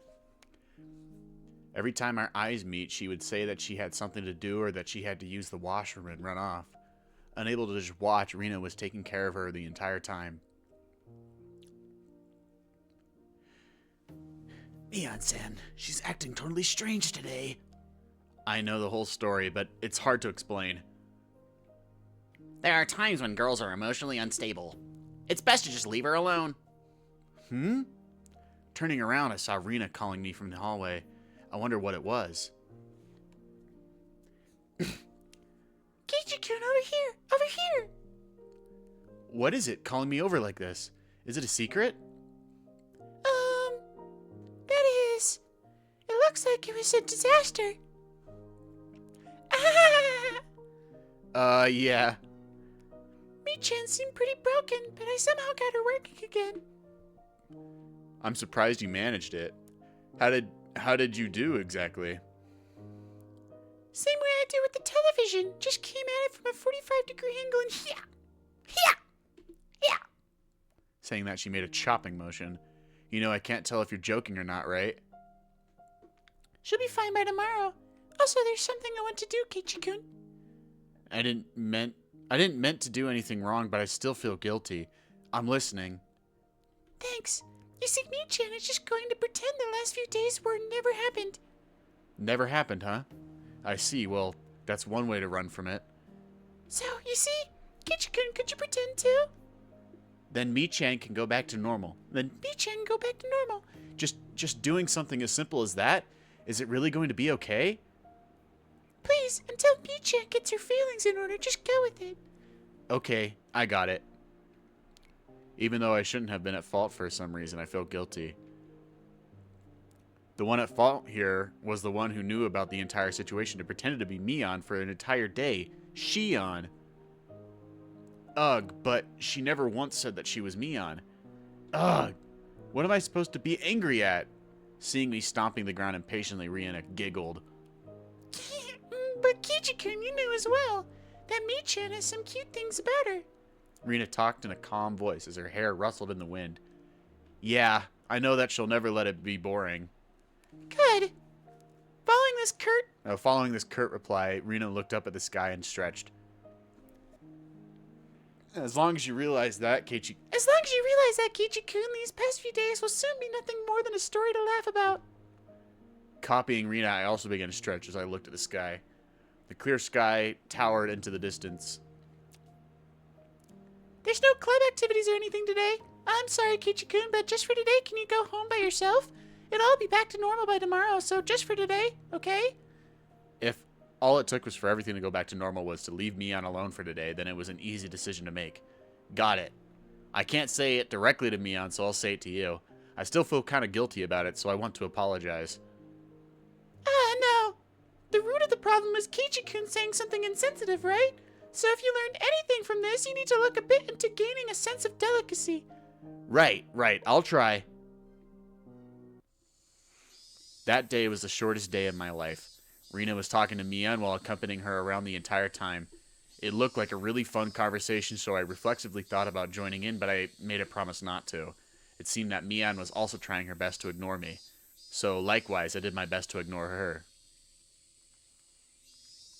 For the first time in a while, I ate lunch alone.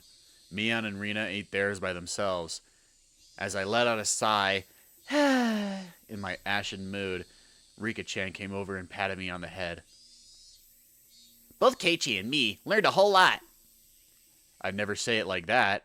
It made it sound like we were having romantic problems. I didn't like that one bit. Hopefully the teacher wouldn't notice and call us to the staff room after school or something. I'm sure that Keiichi will grow up to be a wonderful adult. Pat, pat. Huh. Rika-chan is the studious type, so maybe you'll grow up to be an amazing, wonderful adult. Of course. When I grow up, I'll be super amazing. My, when I grow up, I'll be amazing lady, you know? No matter how old you get, you'll still be a brat. You can put money on it. What? Did you say? As Satoko snapped her fingers, Ow, fuck, dude. As Satoko snapped her fingers, a washbin fell from above, hitting me squarely in the head. Ow. That was actually kind of loud in my ear. What is my volume at? Oh, it's max. Whoops. Hopefully that's not too loud. Ow! What do you think you're doing, Satoko? Bang, smash, pinch, squeeze. It was a day I could thoroughly appreciate the value of having friends. Higurashi when they cry. That was a really short chapter. So, I don't know. I guess it is a little fucked up, Shion to do. If Mi-chan, or Mion does, like us, you know?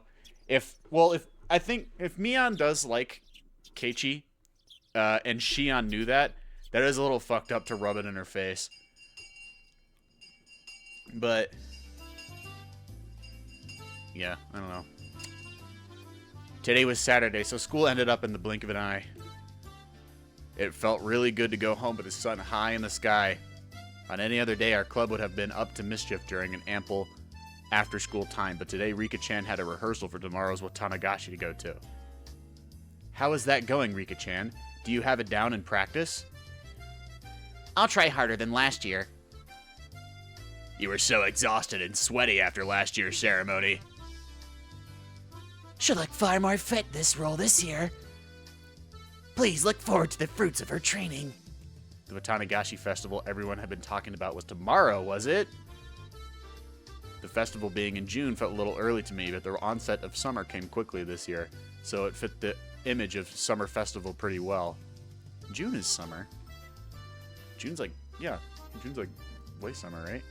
Okay, I'll be off then. Look forward to tomorrow. Good day to you all. Wait, what? Satoko and Rika-chan waved to us energetically, then left. You know, I never asked, where is the festival happening anyway?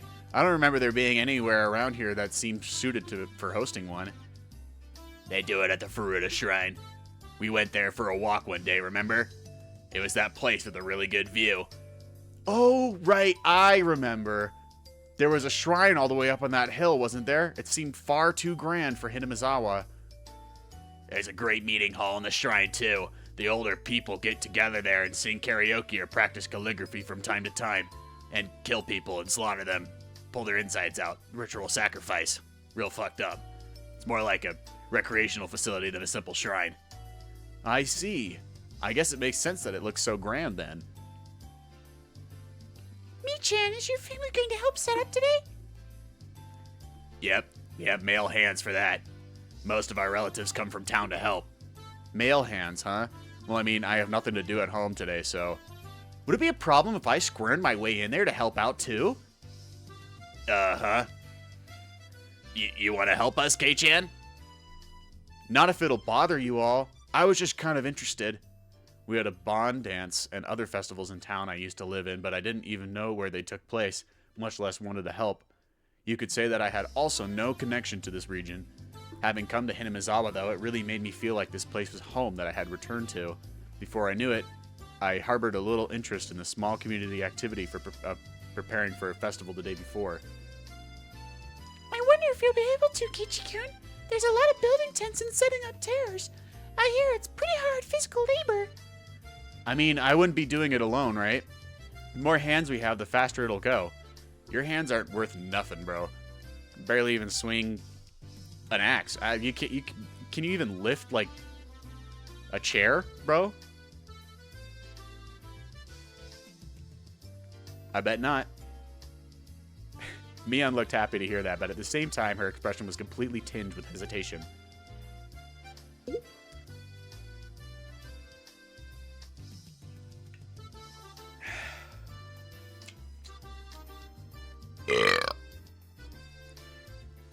Rena gave her the last push for me.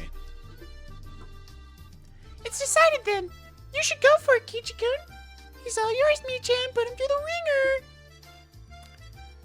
Well, I can't argue with the recommendation from Rena.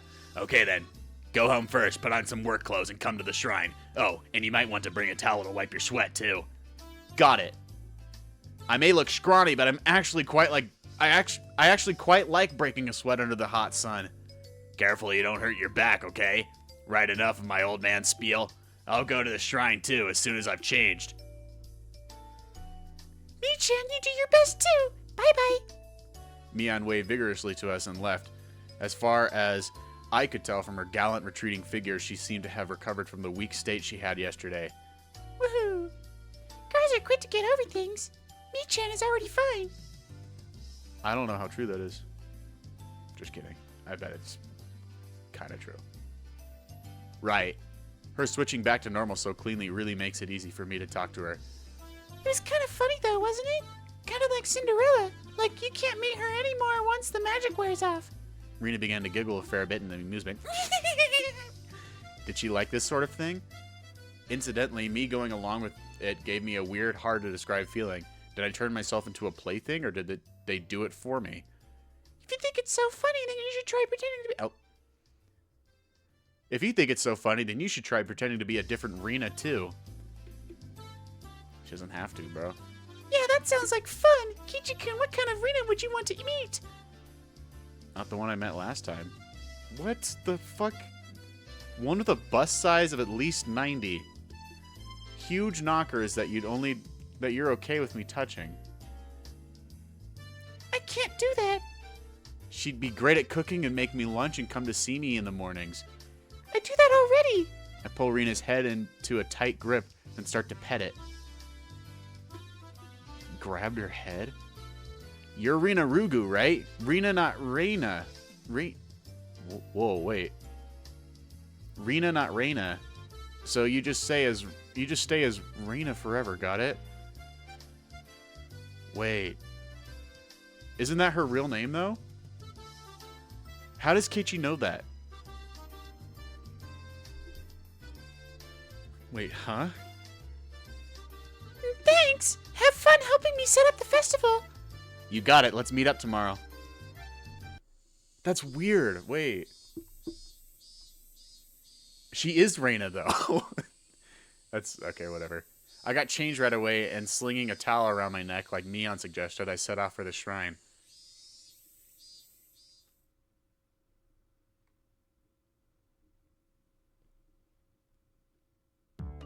At the shrine, there were more people than you'd imagine even live in Hinamizawa there, all cording off areas and setting up tent frameworks, chatting amongst themselves as they did so. Alright, where is Mion? The liveliness of the throng didn't make it easy to look for her. I searched around if I already worked here, but suddenly the principal called out to me. Humph! If it isn't Miyabara-kun, interesting. Have you come to help with the Watanagashi setup? Hello? Yes, I was just wondering if there was anything I could help with. How commendable your attitude is. Feel free to sweat your hearts to your heart's content. Gahahaha. Spurred on by the principal, I came upon a group of people setting up tents. Oh, what's this? It's Miyabara-chan. Did you come all the way to help us? I hadn't found Mion yet, but I suppose I'd get in her way if I ran into her here. Yeah, I'm here to help. Just tell me where you need me. You young ones need all the vitality. Here, grab some work gloves. Ever built a tent before? No, never. But I thought you were a lumberjack. Delighting in teaching a new skill to someone younger, plenty of people happily taught me all sorts of things. Okay, kid, go inside the tent and tie up just like the cords for the top. After that, we'll stand up and tie the rest of them. Butterfly knots are okay, right? There and there. All done? We're standing it up. 1, 2, 3. What was once nothing more than a collapsed tent was raised on 4 splendid legs before my eyes in mere moments. Whoa, seeing it put together like this is actually pretty moving. Come on! There's no time to stare and wonder! We've got a lot more to do! We packed the tents into a truck, so go get them from there. They're heavy, so take someone with you. Nah, I'm good. I may look scrawny, but I'm actually pretty strong. No, you're not. Whoa! They look light enough, so I thought they were, but they're heavy. That's why I told you to have someone to help. Come on! Said the man, lifting it up with a grunt and taking it away under his arm. Either I'm weak or these old guys have superhuman strength. Let's go. You're the youngest one here, so we're going to make you sweat for it. Do your best. Beer after work is the best. I'm a minor. Sweat dripping from my body. I had been fully and completely absorbed in helping them. I would never have thought the cold barley tea from the Women's Society could taste this delicious. You're so young. Make sure you drink a lot. Thank you. It was then I realized a crowd had formed near the shrine a ways off. When I took a closer look, I saw a girl dressed in a shrine maiden garb and a handful of old men looking like they were preparing for the ceremony together. Is that Rika-chan? Hey, Rika-chan! Do your best! I shouted and it seemed like she heard me. Rika-chan, positively exploding with vitality, answered with a smile. The older guys with me watched Rika-chan as well with the distant gazes. Rika-chan is doing a great job! She seems far more used to doing it than she did last year. The old lady who gave me that tea collapsed like a prayer beads into her hands and said, Rika-sama, we thank you. We thank you. and just like that began to respectfully pray to her. Huh? I just remembered that they called it the Furude Shrine. Wasn't Rika-chan's full name Rika Furude? Hit the nail on the head with that one. The man standing next to me answered my question. That's right! Rika-chan's Furude clan is ancient and honorable and has worshipped Urashiro-sama for generations. Huh? I'd always gotten the feeling she wasn't quite your average person, but it turned out she was from an esteemed family? After her father was the shrine priest died the last year, she's probably been doing her best to learn the rituals. I wish the priest could have been here to see how wonderful she's grown up. What? Rika-chan's father passed away? Okay, break time is over. Let's get the chairs we're not using back to the gym in Okinomiya. Mika-san, pull the truck around and take a few people with you. All right, Miyabara-kun, let's get to work on one last job. Gah! You're gonna make me do more work? That's what you signed up for, you jackass. Can't tell if they know I'm a minor or not, but the older man all cheer me on, encouraging me to do my best and that the beer will be great.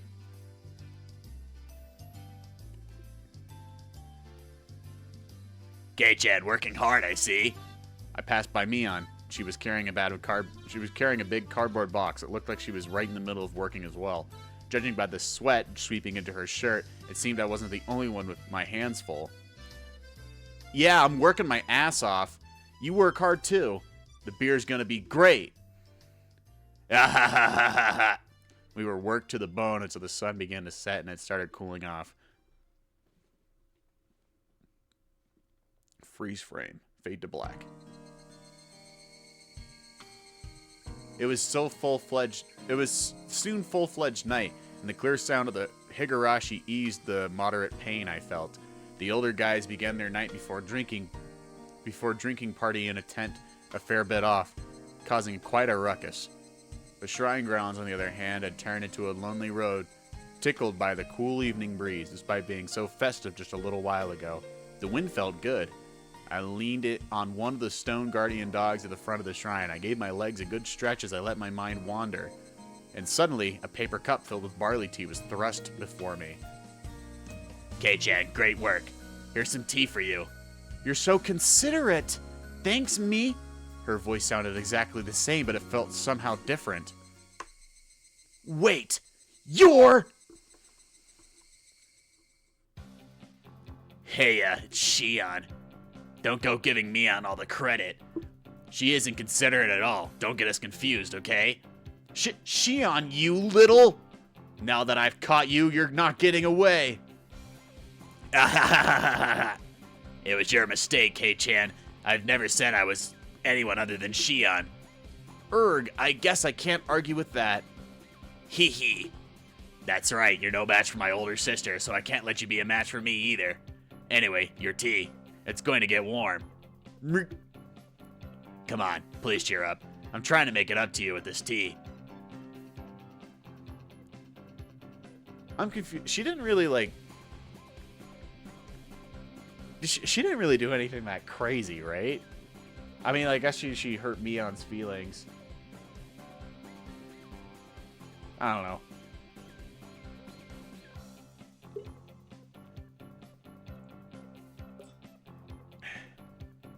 She, like, I don't know. She, like, hurt Mion's feelings, but, like... Did she really do anything that crazy? I feel like I'd forgive her immediately, right? I mean, I was getting kind of chummy with her. I mean, I've been going on, like, a couple dates with her now, right? We're not, like, dates, but I mean, like, we're friends now. We're clearly, I don't know, close now, at least. Well, she did come all the way here to give it to me. I guess I'll accept it. I took the cup and downed it in one gulp. Then suddenly, ah! I heard a loud shout, and I got stuck in my throat. Which one is it this time? Is it the real Mion? Shion, why are you hanging out with Kei-chan again? Because unlike you, I'm very considerate. Kei-chan was so sweaty, I couldn't leave him alone, so I brought him some tea. By the way, why are you holding 2 cups of tea? Mion's face went bright red as she tried to hide the paper cup behind her back. Well, this is... There's no way such a rough, timid, good sister of mine would ever briskly bring a male classmate tea, is there? So what are they? What are those 2 cups of tea? These are, well, right.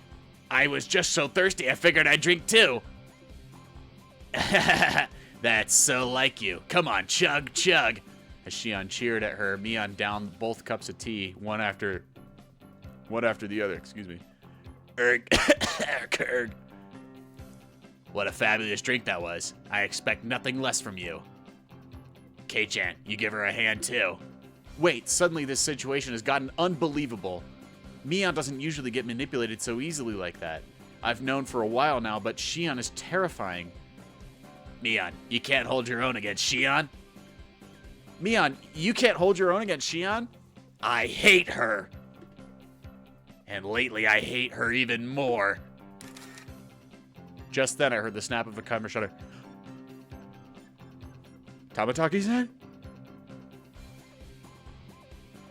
Please, tell me it's you. Yes! My goat is back. Oh man, it's been so long. I can't remember what voice I was giving him. Good evening. The festival's coming up tomorrow. Thanks for all your hard work setting it up today. Good evening. Oh, Shion-chan. It's quite unusual for you to come here. Oh yeah, it's Tamataki and Takano-san. Good evening, it's been a while, hasn't it? So you're that transfer student I've been hearing about, Keiichi Mirabara-kun, right? You really did a bang-up job today. I'm impressed. I feel like I've seen the photographer guy before. Have we met before? I'm glad you remembered. We've passed many times on the road, Keiichi-kun. I'm Tamatake. I have a freelancing photographer from Tokyo. Then do you recognize me?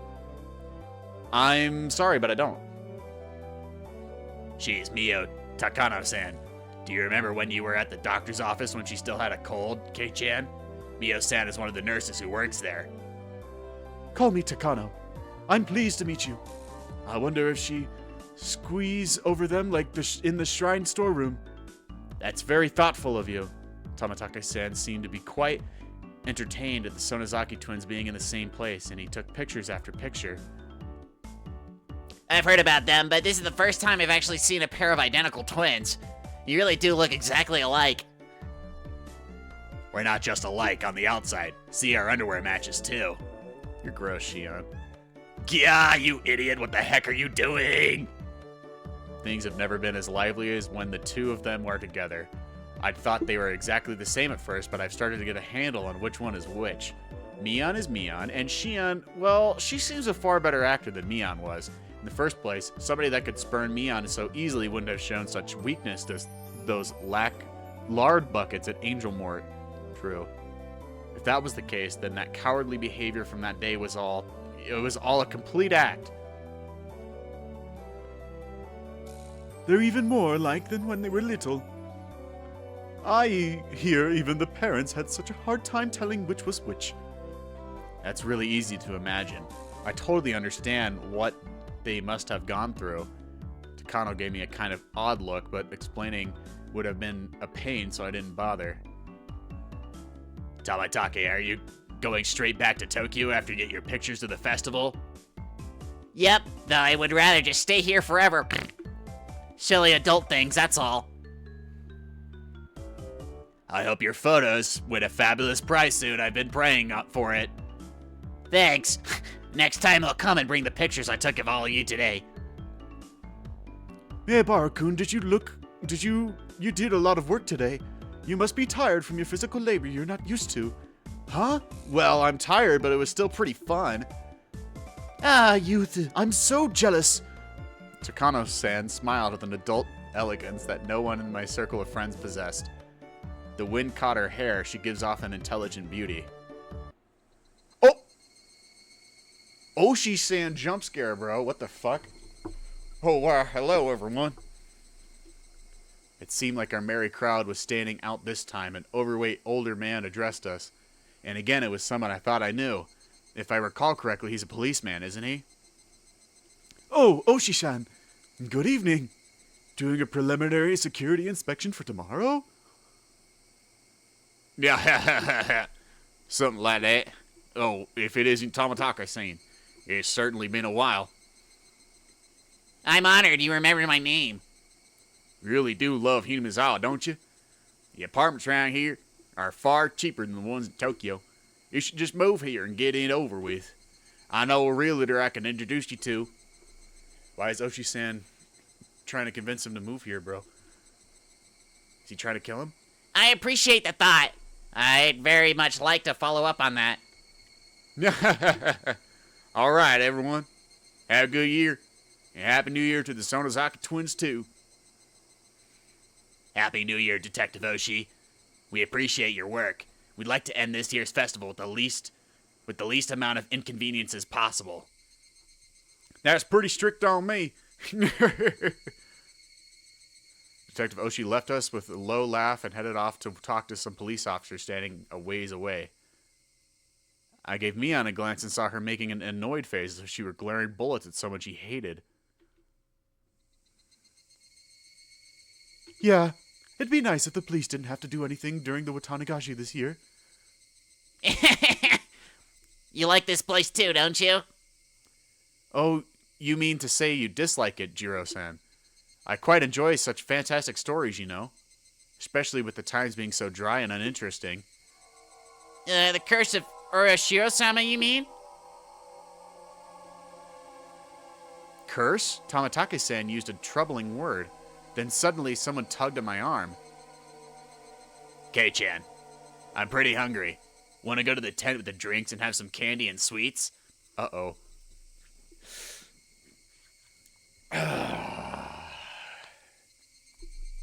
So it begins, huh?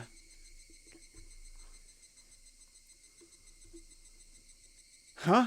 I'm up for that. I've gotten a little hungry as well. Okay, let's go. A moment later, Shion said something to Tanako and Tamatake that stung my ears and gave me a start. I wonder who will die and who will disappear this year. I pulled back from Mion's grip and stopped abruptly. Shion, what did she just say? It felt like the air around us dried out all of a sudden. Let's go, Kei-chan. They're talking about something silly anyway. You still haven't told Kei? You still haven't told Kei-chan? I made it a point not to spread stories like that. Shion's cold and quiet tone and Mion's harsh voice were quite the contrast. Hey, wait, hold on. What are you talking about? If you know something, then tell me. It doesn't feel right being the only one left out, you know. I don't understand this. Someone explain it to me. However, Mion didn't seem to be all that willing to grant my request. She squeezed my hand in hers a bit, but when she realized I would hold my ground on this topic, she let go.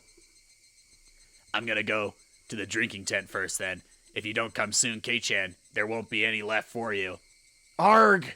I get it already! I'll be there soon. Mion left, trotting away as a particularly noisy tent on the other side of the shrine grounds.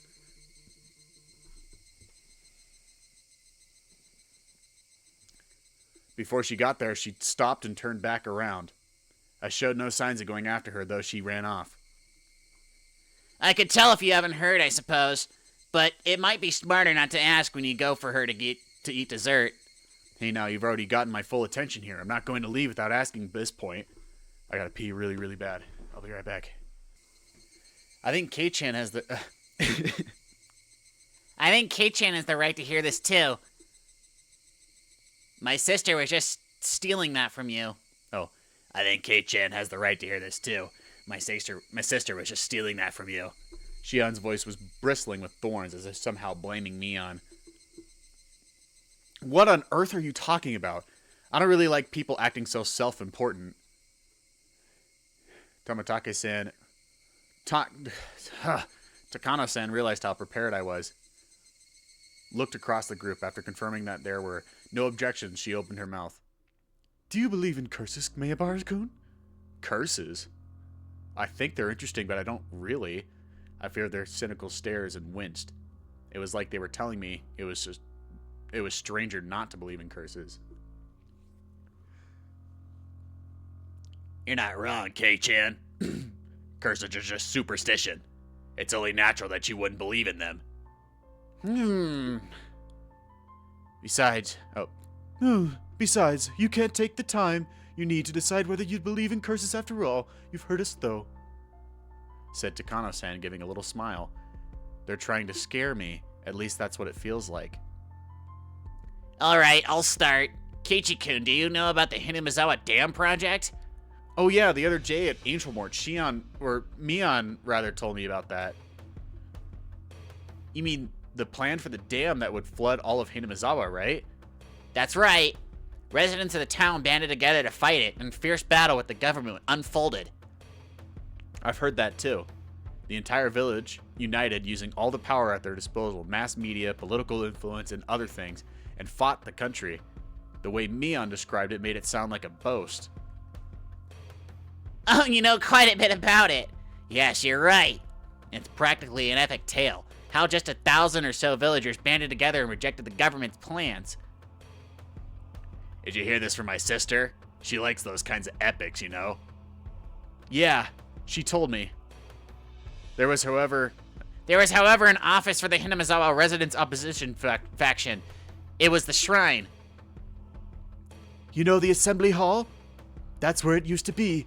Now that the whole thing is over, the senior citizens just use it for group activities. At the time, though, it was their last bastion. Takano-san explained this, pointing fingers towards the assembly hall. I had been carrying things in and out of there all day. I mean, I would understand if they put an office like that in the mayor's house or something, but having an office or shrine on shrine grounds made it feel kind of like a base camp for Sengoku period warriors. That was basically the mindset, though. Placing the main force in the shrine dedicated to Oroshiro-sama, Hinamizawa's guardian deity, was like a prayer for victory. Oroshiro-sama? That was definitely it. They mentioned Oroshiro-sama's curse before. It's the same Oroshiro-sama? Do you know about Oroshiro-sama, Keiichi-kun? It's the name of the god worshipped at this shrine. It's said that the project protects all of Hinamizawa. Well, I don't really know much about him. I see. Oh. I see. I think Takano-san knows more about the rest. Tag, you're it. Well, that is generally the whole story. Oroshiro-sama is the ancient god passed down in Hinamizawa, and the villagers say he has been protecting the sanctuary from poisons all of the outside world. So essentially, he's a basic standard guardian deity. I guess you can find that sort of god anywhere you go. There's research into whether worshipping Oroshiro-sama is a manifestation of a kind of elitism, too. What I mean is that the worshippers might think of themselves as chosen people. Believing yourself chosen, a nationalistic belief that you are part of a superior race, or that you're a special clan chosen by the gods.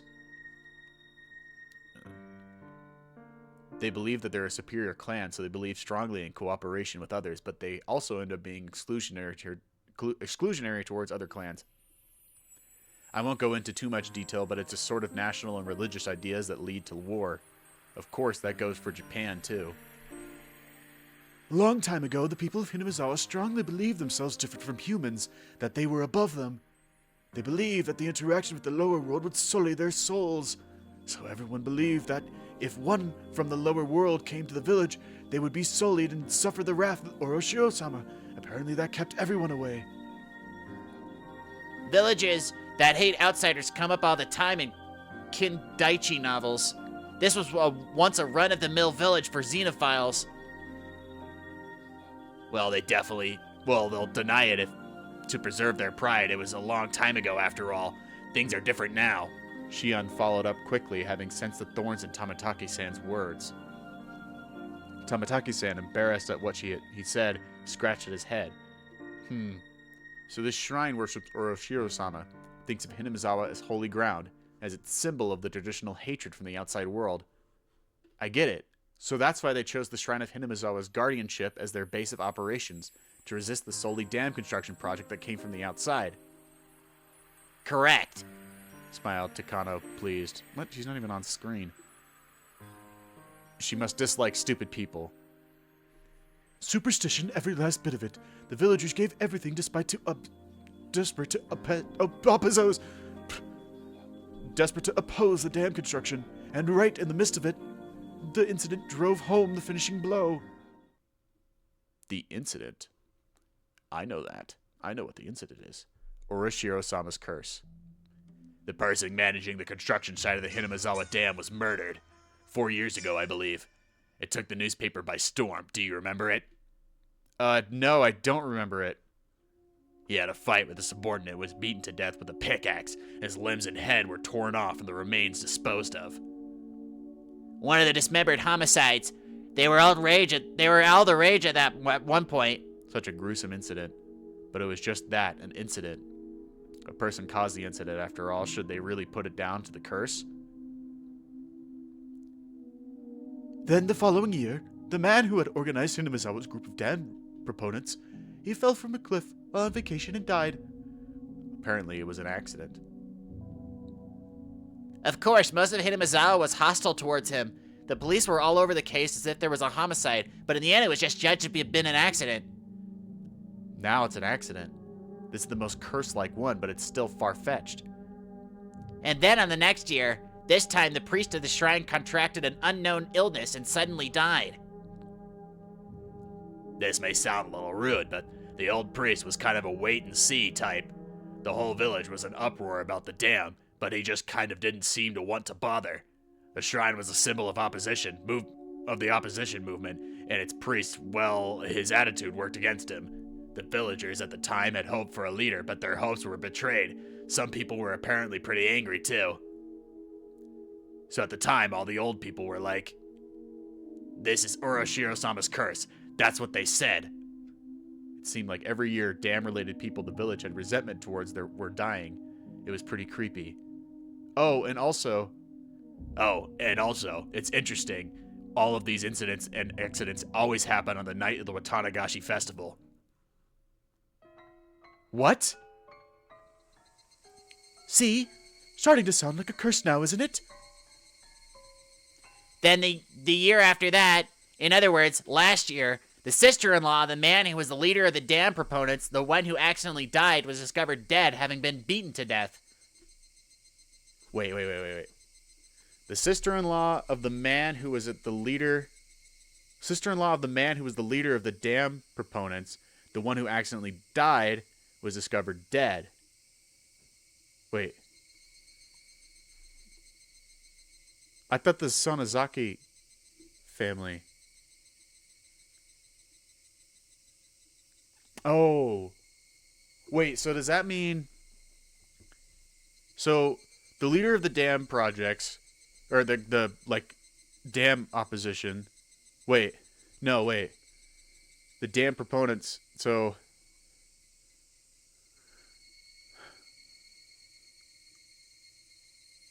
The sister-in-law of the man who was the leader of the dam proponents. So the guy who got dismembered and killed, right? His sister-in-law is Satoko's aunt. Is that right? I think so. I don't know. Of course they caught him, that criminal. Of course they caught that criminal. See? Really seems like a curse, huh? Oh, 4 years in a row.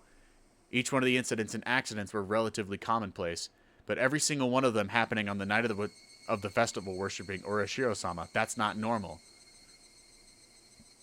The old folks have been blindly accepting Urashiro-sama's curse because of the incidents these few past years. Even younger people, too. At first they thought it was stupid, but nobody makes fun of it. Yeah, I can see where she's coming from. Even me, even if I didn't think there was a curse at all, thinking about all the incidents like this makes me feel like maybe it's real. For example, just look at the proportions for the festival you were doing today. Preparations for the festival you were doing today. Everything might have gone crazy during the battle against the dam, but just a few years ago, the Watanagashi festival was never this well attended. Well, I guess you're right. If we didn't have Urashiro-sama to talk about, we wouldn't all be coming to a festival like this, huh? There's a lot of people who say that infidels might be punished, so they really need to go to Urashiro-sama's festival. Shion nodded as if she were mocking herself. So how about now? Oh. So how about now, Keiichi-kun? Oh, no. So how about now, Keiichi-kun? You're starting to get the feeling that maybe, just maybe, the curse is real, aren't you? I mean, you can't just laugh off people related to the dam construction project all dying like that. Even if I feel like this now, then the more superstitious members of the village must feel stronger than that. Well, I mean, I still don't think there's a curse. I can understand those that believe there is, though. Wow, Kei-chan. You can really keep a cool head about this. Shion grinned, realizing I rejected the curse. If it's neither a curse nor coincidence, then what should we make of these incidents?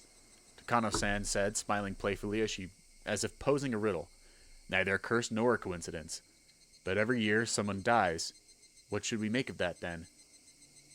It's organized killings. Tamataki-san, catching onto the fact that I had no idea what to make of it, opened his mouth and came to my aid. Takano-san is suggesting that it might be the work of real people. Simple process of elimination that would have gotten me there. Was a little taken back and not having realized the answer immediately. Well, think about it. If it's neither a curse nor coincidence, then people must be willingly carrying it out. It's the only explanation, right?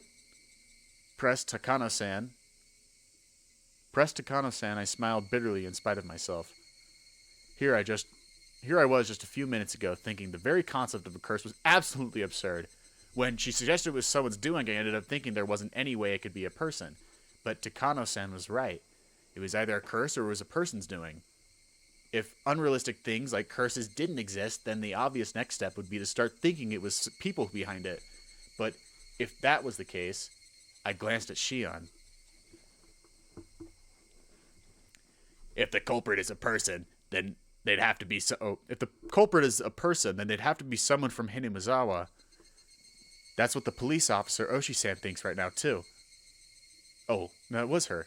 If the culprit is a person, then they'd have to be someone from Hinamizawa. That's what the police officer Oshi-san thinks right now, too. Hey, wait, that can't be. I thought I knew the reason Mion didn't want to talk about this. If Urashiro-sama's curse really existed, then that's fine. It would be the divine judgment for the dam project business. However, if Urashiro-sama's curse didn't exist, which it obviously didn't, then the culprit would most likely be someone from Hinamizawa. The villagers had worked desperately to oppose the dam construction project. I knew they had used all sorts of methods to fight against it. If one of those methods was, maybe... People whisper that Urashiro-sama's curse could be the doing of a secret group in the dam resistance movement. Shion dryly put words to my exact thoughts. course, I didn't expect it. She was from Hinamizawa, so I didn't think she'd come out and say it herself. If you calm down and think about it, anyone would come to the same conclusion. There wouldn't be a motive for anyone but people who benefit from opposing the dam project, right? I guess that's true. Admitting to the existence of a darker side of the dam conflict would be rude to Mion, who spoke of it so highly. So I couldn't just accept Shion's seemingly logical viewpoint.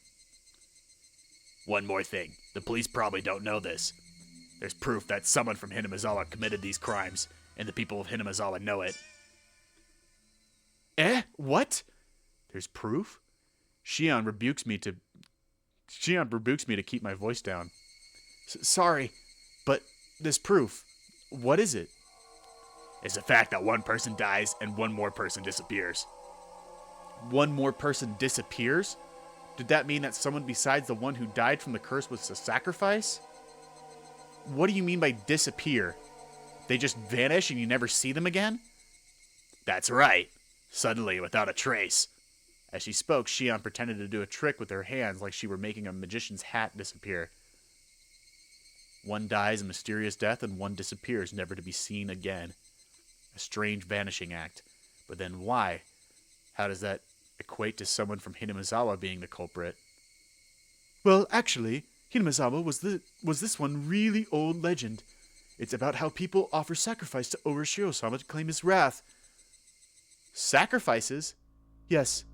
They say they used to wrap a living person up in a bamboo mat and let them slowly sink down into the bottom of the swamp. Takano-san, though explaining something pretty terrible, has a look of glee on her face as she did so. As far as I can glean from the literature, it actually took 3 days and 3 nights for them to sink. See, even people a long time ago liked symbolism. As the body sunk, See, even people a long time ago liked symbolism. As the body sunk, Urashiro-sama's anger would be quelled. Both were submerged into the deep. Hehehe. Takano-san was the only one laughing at this. Was she telling a joke or something? Shion didn't move to deny it, but I felt a difference in temperature between her cool expression and Takano-san's. This whole conversation, well, I think you can imagine after hearing it, but it's a secret history of Hinamizawa. Everyone who has been in Hinamizawa for a long time knows it, but they don't talk about it. Takano-san's not from here, but she knows quite a lot. She really likes local history, folk legends, stuff like that. She learned about it all by herself, too. I'm really not all that amazing. Just curious, that's all. Like a child. I just want to see scary things for the fun of it.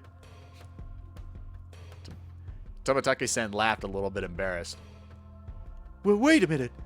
What does that mean? The other person who disappeared during the incidents, you're saying they're... Wait a minute. What does that mean? The other person who disappears during the incidents, you're saying they're offered as a sacrifice? Yeah. Shion answers in one word before anyone else can speak. Come on. Someone dies and someone disappears. Well, whether they actually get sacrificed or not is a different issue. But every time something happened in the past, one person died and one person disappeared. For example, the first one where the dam site manager was killed, apparently one of the people responsible for that still hasn't been arrested. Couldn't that just mean that he managed to get away? I don't see why we should treat him as a sacrifice. Well, that's basically what I think, too. There was also the year after that with the leader of the dam proponents. You said he fell from a cliff and died while on vacation, right? Apparently his wife fell as well. The police investigated fervently, but they were never able to find the wife's corpse. The river under the cliff was actually pretty high at the time, though. The river under the cliff was actually pretty high at the time, though. She could have just been buried under the sand at the bottom of some lake downstream or something. The perpetrators of the dismemberment like that wouldn't want to be caught, so they'd be desperate to run away and hide too. I thought I'd heard about cases where the corpse wouldn't sacrifice after the person drowned in a swelled river like that. She vanished because of an unfortunate accident, but I still don't see the connection to sacrifices. If you took each of the past incidents in turn, none of the disappearances evoked that terrifying of an image. The year after that, with the priest suddenly falling ill and dying, is much clearer. His wife left a suicide note. They found it in her house the night the priest died. It said something along the lines of her quelling Urashiro-sama's wrath through her death. The curse, it seems to turn up in this one, though. Well, we may never know the truth of the matter. The swamp the wife drowned herself in was the giant bottomless one that Takano mentioned before. The police investigated it, but all they could find were several of her possessions. They never found the corpse. The police suspect that it was a fake suicide, and they're still investigating it now. Someone dies every year in the same way someone goes missing every year. Is she trying to tell me that everyone who vanished was kidnapped by some extremely efficient means and dumped into the bottom of swamp, still alive and drowned to death? But accursed. That's unbelievable in its own right. And the next year, what was it? The damn proponent's sister-in-law? She was killed. And the same way, someone Disappeared. It was a boy around my age named Satoshi Hoju. He's the nephew by marriage of the woman killed. Shion cut in with a slightly strong tone of voice. She knew the boy who had disappeared pretty well. At least that's the vibe I was getting. Well, that about sums everything up. One person always dies and one person always suddenly disappears. Leaving the suddenness aside, the fact that each incident involved one person disappearing. So that means the first person who dies is because of Urashiro-sama's curse, and the second person who vanishes because the villagers sacrifices them. Is that it? K-chan, there is no curse. Somebody kills the first person under the guise of the curse, and someone takes away the second person to be a sacrifice. But Shion, that means that the criminal is in the village. No shit. That's what I've been guessing from the start. It's pretty shocking though, you know? We live in the Showa period. It's kind of hard to believe people are committing murder like that's nothing using some ancient justification, huh? I didn't have anything to do with our discussion, but I got the feeling that Shion didn't like Hinamizawa very much. Mian enjoyed talking about Hinamizawa and its epic tales. She had avoided talking about Urashiro-sama's curse, which didn't paint Hinamizawa in a good light no matter how you looked at it. She was trying not to give me a bad impression of the village, so she didn't say anything. Shion, on the other hand, was somehow different. She wasn't rejecting the concept of the curse to purge Hinamizawa of the bad impression, but rather because she strongly believed that a member of the village was the criminal behind this. Her conviction seemed a bit removed from the tight sense of community held by the people of Hinamizawa. Once upon a time, they looked so alike you could mistake one for the other. But talking to her now, I was getting a powerful feeling that Shion had a completely different personality than Mian. Then, everyone else, they all think someone from Hinamizawa did it, right? Neither Shion nor Takano-san answered that. The deafening silence told me all that needed to be said. Then let me ask another question. If someone from Hinamizawa is the culprit, then who is it? Neither Shion nor Takano-san had a reply to that question either. Though it may have been rude to ask, I had hoped they wouldn't have one.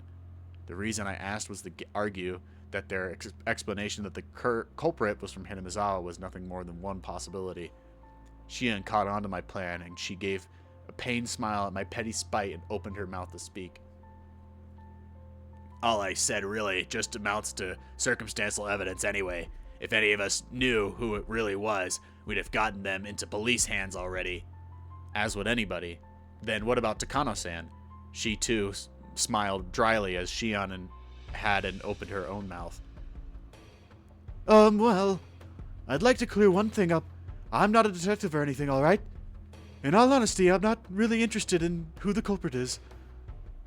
Takano-san, you share a handful. Tomitake-san gives a bitter laugh at her surprising opinion on the matter. You see, I just like cruel and atrocious. You see, I just like cruel and atrocious ancient traditions and fairy tales. I only enjoy them from a curious onlooker's perspective. So even for this string of incidents, it's not so much finding out who the culprit is, but enjoying thinking about how the old traditions displayed on the incidents themselves still seem to have some pretty deep roots around here. Though she described herself as nothing more than a curious onlooker, her smile was as sharp as the tip of a blade. Women like her felt very strange and very scary to me. Maybe it's just that I was in a fearful awe of the person whose emotions I couldn't comprehend. Well, I don't think any of this is interesting at all. The Watanagashi festival is coming up tomorrow, but I don't want anyone to die or disappear. Tomorrow, huh? That's right. It had completely slipped my mind. the string of murder incidents between people attributed to Urashiro-sama's curse, it wasn't over. If last year's incident wasn't the end, then tomorrow night at the festival, would someone die and someone disappear? I do wonder who will die tomorrow and who will disappear, though. Takano-san said, running a comb through her hair with elegant movements, with a thin smile and a voice that nearly made me shudder. She almost looked like she was enjoying the thought of the incidents that could happen tomorrow. Then out of the blue, we heard a loud round of applause. They seemed to be ending the drinking party early. Right, I was making Mion wait this whole time, wasn't I? I should go back to her soon. You're really teasing the kid too much, Takano-san. How now Keiichi-kun thinks it's all true. I apologize. It's that bad hat of mine again, said Takano-san, sticking out her tongue bashfully. The strangeness in her expression was nowhere to be found. When Takano-san sees an innocent child like you, she can't help wanting to poke fun at them. It's a real bad habit. Keiichi-kun, you listen to everything so earnestly that she ended up getting carried away. Unlike Takano-san, Tamataki-san seemed like a totally normal person with a common sense. They were apologizing after realizing what kind of impression they'd given me.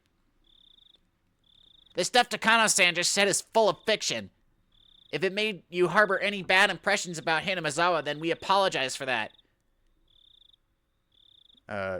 Geez, Jiro-san. You apologize too, Takano-san. Tell him you're sorry for scaring him. Takano-san and Tamataki-san were arguing and messing around now. They strained air around us had already dissipated. Kei-chan, you should get going soon, too. Mion is a jealous type. If she sees me, she'll probably start a fight, so I'll just be going home. Really? Then I'll go see what Mion's doing and apologize for making her wait, I guess. Sorry for being such a nuisance, Keiichi-kun. Could you tell Mion-chan we're sorry for borrowing you for so long? Yes. I don't think telling her will make her feel any better, but sure. Tamataki-san and Takano-san, standing next to each other, both began to chuckle. Okay, Kei-chan. Let's try and run into each other at tomorrow's festival. We'll see each other. I mean, it's us we're talking about after all. We'll be making so much trouble, it'll be hard for you not to find us.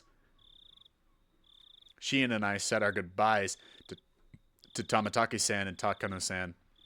Before we could leave, Takano-san called out to us. Thanks for listening so earnestly to what I had to say.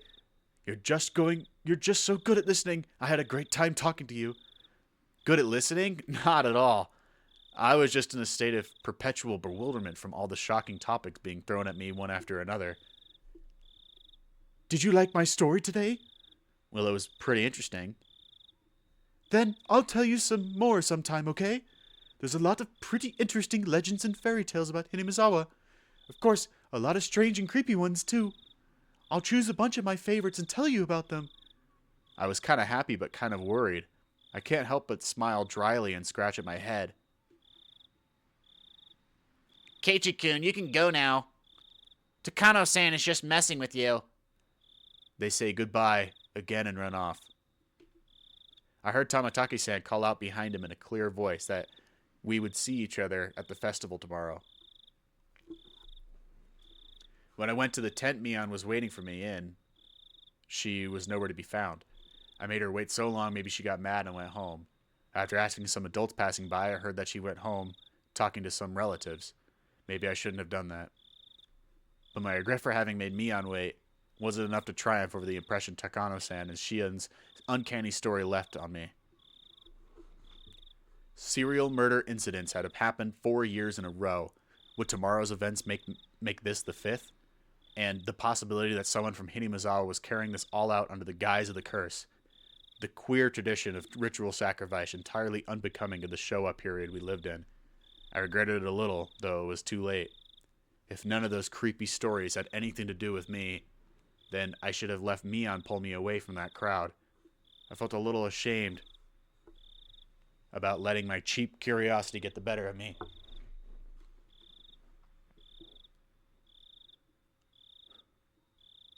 Wow.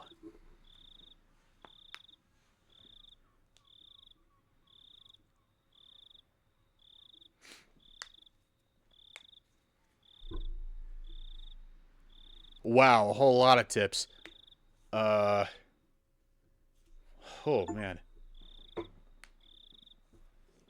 this is interesting. So now Keiichi knows about what happens on the Watanagashi festival before it happens. When before he learned about what happens there after it. And also, Shion doesn't really consider herself a resident of Hinamizawa. And so that time when Shion showed up and like all the villagers like did like a weird like group like hive mind weird like thing and like scared off the thugs or whatever, or we're gonna kill them or something. I don't know. That was actually Mion. It wasn't Shion. So like Mion's totally indoctrinated into Hinamizawa, and Shion is not.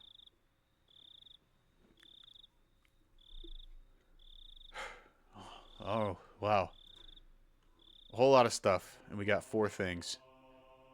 And now we got some scrapbook stuff. I gotta pee though. I'll be right back. From the scrapbook, number 1.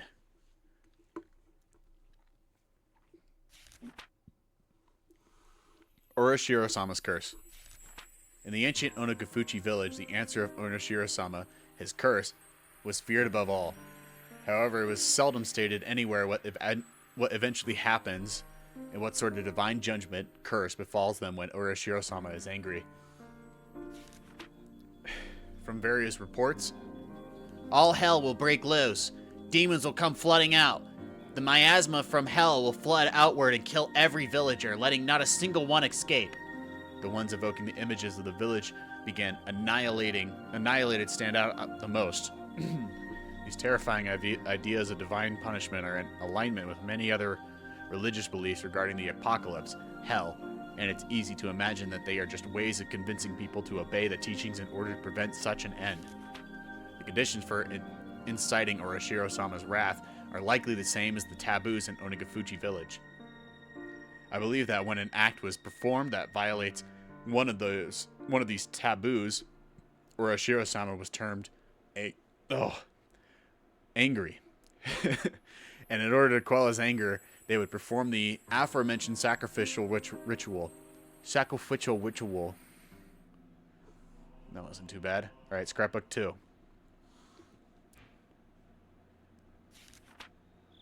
The human sacrifice ritual.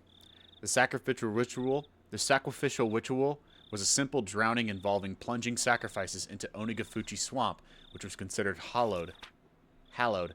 Of the rituals of Onagafuchi village, this one was unique in that the sacrifice would sink slowly over the long course of 3 days and 3 nights. I believe that it wasn't so much the killing of the sacrifice that was important, but rather the symbolism of them sinking as the submerging of Oroshiro-sama's anger. For that purpose, they must have had a passion for learning various methods for keeping the sacrifice from sinking too quickly to force them to sink more slowly. Unfortunately, as far as I can tell from the records, those methods were not recorded. My thoughts are that they may have used logs or some similar material to create a raft, then set up a scaffold on there, hung the sacrifice up with ropes, and let them sink in little by little over time into the swamp. However, if that were the case, it would not be strange if the ritual implements used for such a ceremony were honored as holy and enshrined somewhere.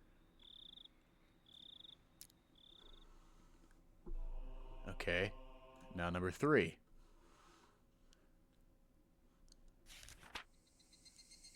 Implements used for the ritual. Ritual tools utilized for ancient religious ceremonies are commonly referred to as implements or ritual implements, and even now some of them are enshrined in the property of Furude Shrine and the 3 families. However, the identifiable tools are all decorative, and none appear to have been used in rituals governing the dark side of Onagafuchi village.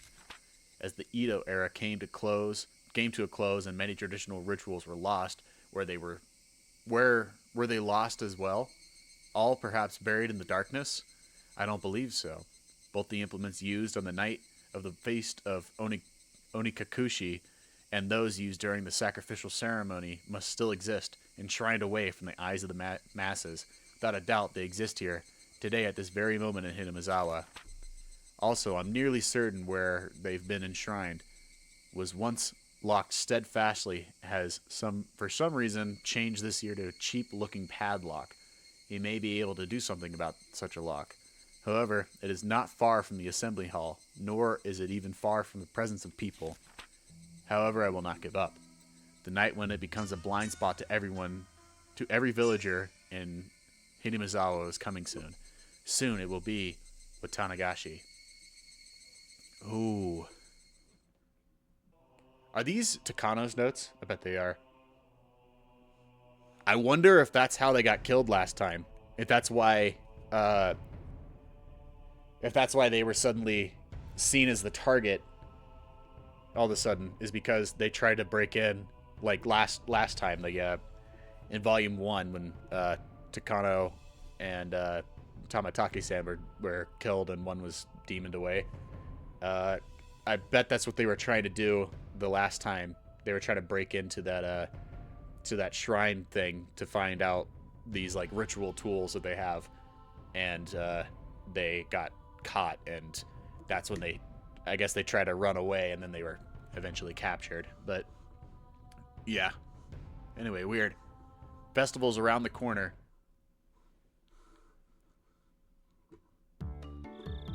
Rabble, rabble, rabble, rabble. Hey, are you worn out already? Tomorrow's the real thing. We're gonna be partying until morning, until the very end of it. Oh, got it? Got it. I'll give it everything I got. Wahahaha! All right then, youth is the greatest.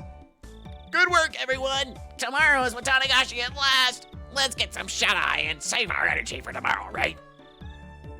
Tomorrow was finally Watanagashi. Festivals are split into 2 groups, those who enjoy them and those who support them. The former only need prepare their minds, but the latter needs only that, but also painstakingly crafted plans and preliminary arrangements. While the general majority attending goes about enjoying the festival without a care in the world, will be strained the whole way through. Why? You're sure as hell know why. Because the beer after everything's over is the best damn beer you'll ever have. Times like this, it's best to have energetic, physically fit people. It wouldn't be worth it if you don't do your best until the end, enjoying it all the way. Oh, he's here. Oshi-san came in. Oh, everyone hurried to stand up. Hello, everyone. Excellent word out there. All right, you can be at ease. Thank you, sir. Not even seniors who usually talk big about themselves can hold a candle to Oshi-san. We all bow as if we were one of those cheering squads of old. Karuto Oshe, a detective just waiting to retire, one who doesn't pay much mind to rules and regulations and doesn't do too much in the way of real work. He looks like a rotten old man with a penchant for dirty jokes. My seniors, though, tell me he was a real fighter in his younger days, and that he may or may not have quite a heroic legend trailing behind him. Anyway, he surely had much more dignity and presence in the room than the section chief who came in with him. Everyone, I really, really thank you for your hard work and the preparations for the festival tomorrow. Everyone present stands upright and lends their ear to the chief's directions. We're on heavy alert for thrill-seeking criminals expecting another incident like last year. I need all of you to focus your energy as much as possible in your mission to prevent any crimes from happening. Yes, sir! Of course, it would be best if nothing happened. However, everyone, please assume that an incident will, in fact, occur. Prevention is number 1, but probably won't be enough. This year, too, someone will die, and someone will disappear.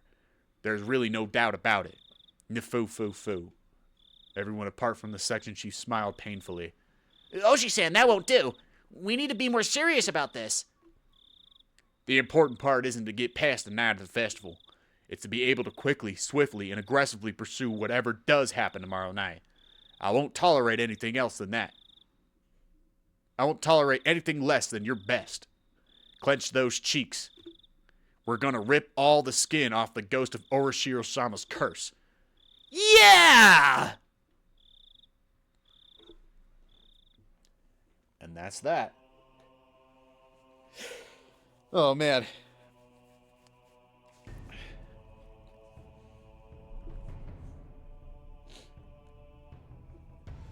So a couple people could die. There's a couple people who could die this year. If Takano-san is going to try and break into that thing again tonight, or tomorrow night, then she's definitely disappearing. Tamatake probably will also die, but I think Shion also has a very high possibility of dying, and I would hate to see that, actually, because now we know that she is not. She's not part of this ritualistic killings. Like, it's sad, but Mion is, and so I gotta say I like Shion a whole lot better. Whole lot better, but I don't know. Anyway, I think that'll do it for this. Thank you so much for watching. I'll see you next time.